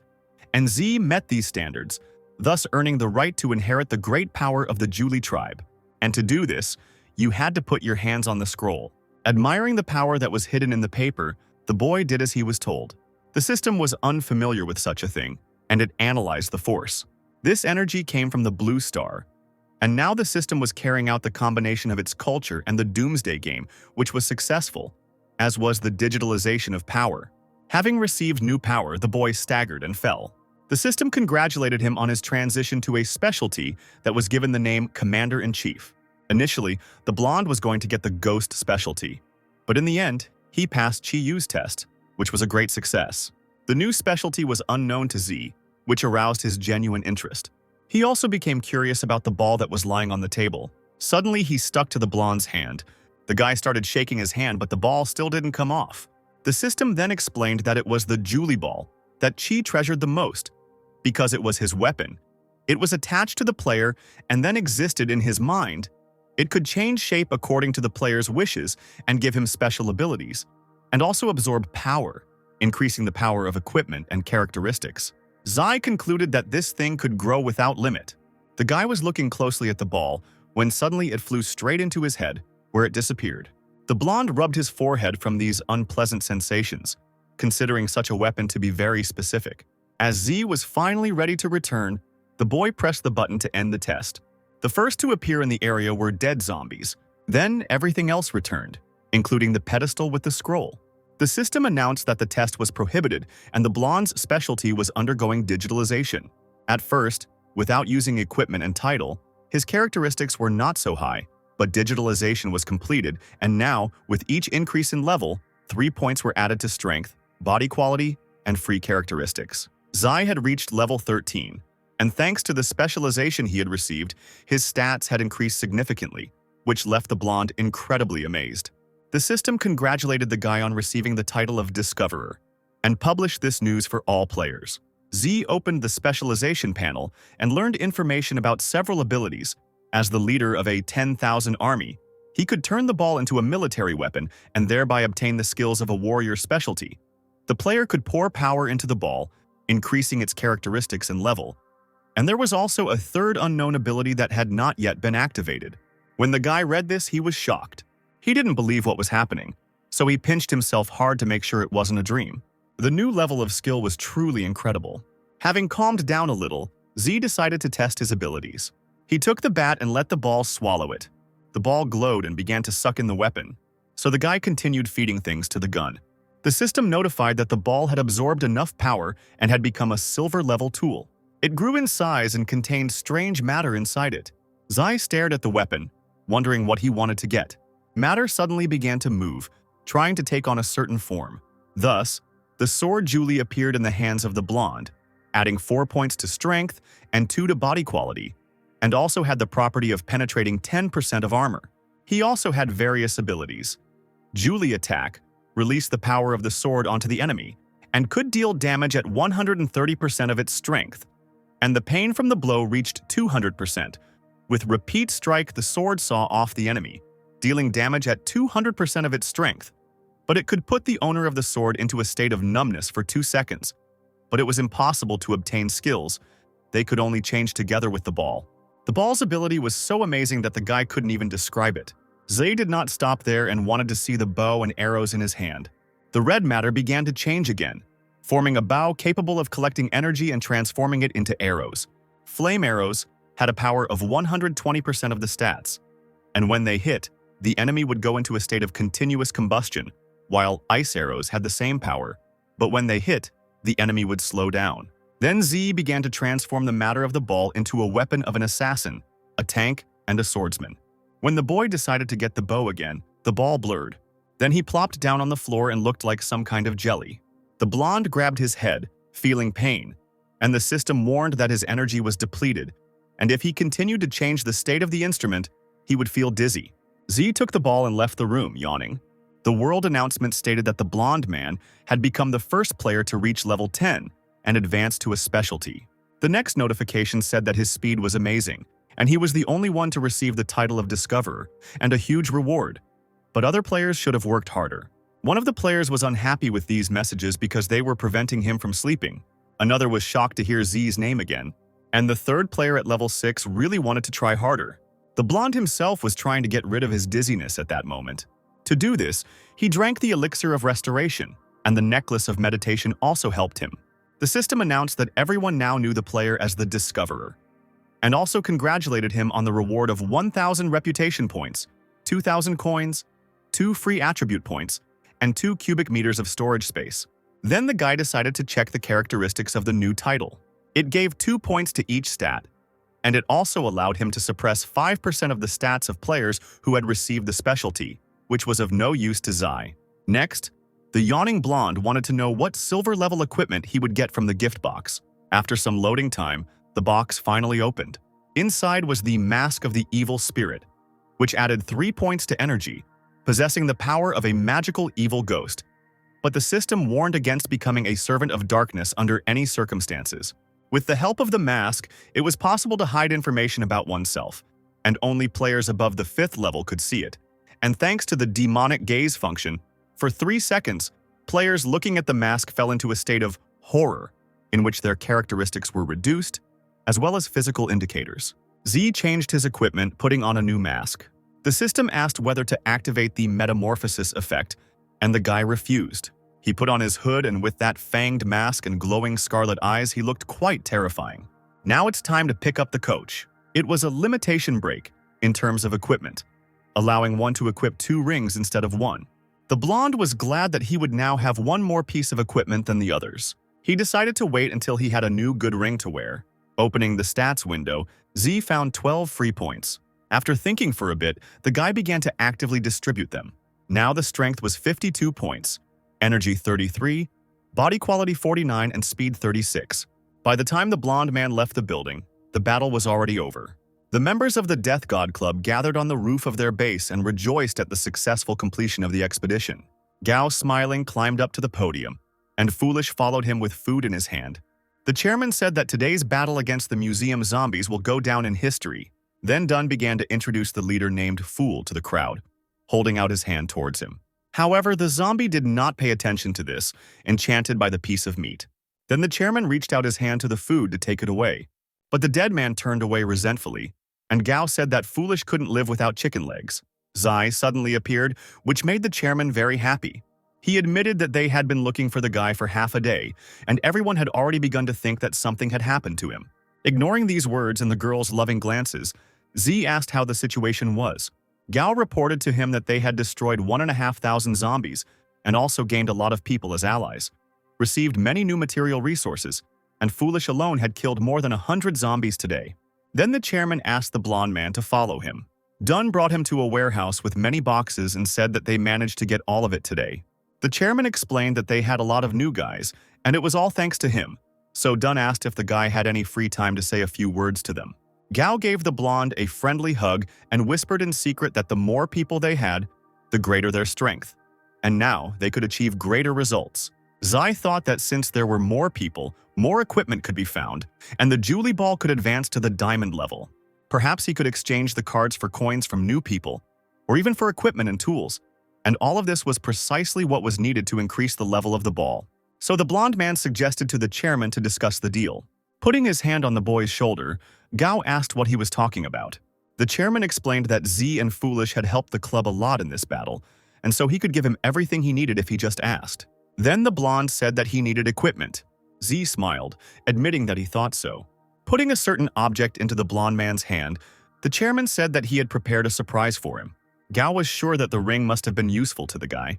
He then noted once again that if he needed anything, Z could just say so, since there were so many people in their club that they could find anything, for which the blonde thanked him, saying that he would come again at 8 in the evening. Dunn was sure at that moment that with this ring the guy would stay on his side. Azai explained to him that at 7 o'clock the protection period for newcomers was about to end, so he wanted to familiarize himself with the new rules, and at around 8 o'clock, he needed to make a deal with the Death God Club members, so he asked to gather them together. The blonde thought that the chairman would hardly go outside at 8 o'clock, and in this way the guy would save his life and thank him for his help at the museum and for the ring. Gao admitted that he had already forgotten about this period, but asked not to worry because they had long ceased to be newbies and should have been able to cope. The chairman said that he would definitely help, but specified what kind of deal Z wanted to make. The blonde replied that she was referring to the cards with material resources, and he would explain everything else later. Dunn noted that they had plenty of such things, but Z did not continue to talk and left with Foolish, leaving behind a joyful crowd. He was already lying on the bed in his room and continued to feed the ball various objects. After absorbing enough energy, he entered the gold level. The guy didn't expect that everything would work out so successfully, because he thought that he would need to go to level 30 and kill a silver boss before getting such a tool. Having summoned the Julie knife, the blonde noted that the weapon's characteristics had almost doubled. While examining the sword, he suddenly heard the growl of a zombie outside the window. Zai looked out and said that they had arrived just in time, and then he threw his untried weapon at the dead men. During the flight, it unexpectedly split into 3 parts. The blonde was even a little surprised by this turn of events. The knife part swirled among the zombies, killing each one in turn. Then Z himself jumped from the window into the slaughterhouse. He called Foolish to follow him, and he obeyed without question. And now the team together cut down hordes of zombies. After some time, many corpses lay around the area, and the blonde was able to reach level 15. The guy looked at his watch, where it was 10 to 7, and realized that there was little time. He ran to the nearest building, urging his subordinate to hurry. Zombies were running from all sides, pursuing the team, but the guys still managed to reach the building, avoiding the fighting. The fool slammed the door in front of the zombie, not letting him in to see his owner. However, they began to break in, hoping to have dinner. The blonde looked at his phone, where the time was 7 o'clock.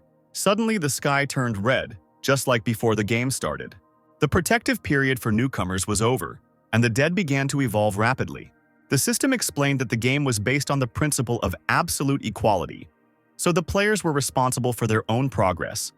The time of easy play had come to an end, and everyone had probably already become familiar with the fun environment, so now the real end of the world had arrived. All zombie stats increased, their development speed increased, their hearing and sense of smell improved. Some zombies acquired new forms such as hunters, mad, highly toxic, giant, cursed. Also, the dead could gather in groups at any time and make mass attacks, and their infectious properties spread only to those players whose stats were at a lower level than those of the zombies. Night was now equivalent to death, because the zombie stats increased several times and the dead were able to find players by shadow, and the player stats, on the contrary, decreased at night. The geological structure, building materials, natural environment, blue star, was strengthened in all respects to make the game more enjoyable. All food and drinks not produced by the game rotted faster and lowered the player's stats that could not be restored. All resource cards were leveled up, and the nutritional properties of such products increased. The environment and air were greatly deteriorated, and only high-level equipment could counteract its negative effects. All channels for transition to specialties were open, and all cities were equipped with platforms for transition to warrior and magician specialties. In order to transition to a specialty, it was necessary to go to the platform. The state skill rating was already uploaded to the network. Tables with levels, reputation, equipment were available to users. All players occupying a place in the table could receive rewards, as well as participate in competitions in opening locations. The system was fully configured, a combination of players was made, the level of content and quests was increased. All cities were delimited. The boundaries between them, it was impossible to pass. The next update should have happened when the specified conditions were met. All these innovations were as harsh as in Z's previous life. The real day of judgment was only just now coming, and the system asked players to try to survive. The zombies changed, completely losing their normal human appearance. Now in this world you were either alive or dead. The game forced people who were already living a miserable existence to fight to the death. All the food in the club building went bad quickly. Someone called for help, begging the zombies not to eat him. Zai understood that there were now only two categories in this game, dead or alive. The blonde turned to his subordinate and noticed something strange. He forgot that Stupid was also a zombie. The dead man was surrounded by something that looked like an electric charge, and the zombie himself stood motionless in place. Then Foolish tore his clothes, frightening the boy. Because of this, Z asked the system trainer what happened. She explained that there had been changes to the Fool's panel and his progress, so the system was changing permissions. According to the changes, the zombie could not take on a new form, and its characteristics increased by only 50%. And since the dead man was the blonde's servant, he was no longer subject to game changes, but at the same time, he could make a transition to a specialty. Since Foolish could do this, Z wanted to organize a secret specialty for him. Reading the changes related to his subordinate, the guy was delighted. Suddenly, the system began to congratulate the blonde on the fact that he topped the rankings of level, reputation, and equipment in the Dragon Country. She also asked if she should hide the guy's name, but at the moment he wanted everyone to see it. Z opened the level ranking panel, where the rest of the players were no higher than level 7. However, the guy was amazed by the fact that Gloopish was in 3rd place. Continuing to look at the ratings, based on which no one could compete with Zai, the guy thought about whether to hide the information and become invisible, or leave it so that everyone knew who they were dealing with. In his past life, the blonde hid his identity because of the Lee family, as he wanted to take revenge on them when they least expected it. But now these people had not yet regained their former strength, so they did not pose a threat to him. The blonde thought it was great not to hide, and if anything happened, he could use the mask. He also wondered how many more people he could use to help him get new equipment and make the Julie Ball stronger. The system explained to the guy that if he remained in his place in the rating for 24 hours, he would be able to receive a certain amount of experience points, coins, and reputation, and the more time he would lead the ratings, the greater the reward he would receive. Since Z ranked first in all the rankings, he received the reward and title of the epic level, the only one in the world. But it could be lost if he stopped ranking first in any ranking. Thanks to this title, all characteristics were increased by 10%. All shops, including secret ones, as well as quests had a 10% discount. The explosion coefficient was increased by 1%. The reward for the task was increased by 10%. And a new skill, the only one, appeared. thanks to which one could gain immunity to any injuries within a second after activation, and the freezing time was 24 hours. The blonde was so happy with this title that he decided never to lose first place in the 3 ratings. The guy activated the title and had to wait another hour for it to take effect. Since Z's explosion coefficient was 100%, he asked the system why it should be raised by 1 more. She then explained that if the level was raised by 1%, the guy would receive 2 items upon explosion. The blonde decided to return to the club and trick the other players, and at the same time check the system's words. He opened the door, but a dead man immediately rushed at the guy from the street. The zombie tried to scratch Z, but he managed to dodge. The blonde instantly armed himself with a sword to get rid of the enemy. Then he dealt the finishing blow to the dead man. Bleeding, the zombie fell noisily to the floor, which the blonde did not want to look at. It was a big shame that the team went out and immediately ran into a zombie hunter. Continuing on their way and hiding around corners, they suddenly came across dead people from whom strange green clouds of smoke were emanating. These were highly toxic zombies that the blonde Zai decided to escape from. He didn't have the strength to fight them now, and even their saliva was toxic. However, there was no point in simply running away from them. First, it was necessary to break away. To do this, Z ran around the building with stupid, and this really helped to break away from the toxic zombies. Now the team could safely return to the club building. To avoid being caught by the zombies on the lower floor, the blonde decided to climb through the second-floor window.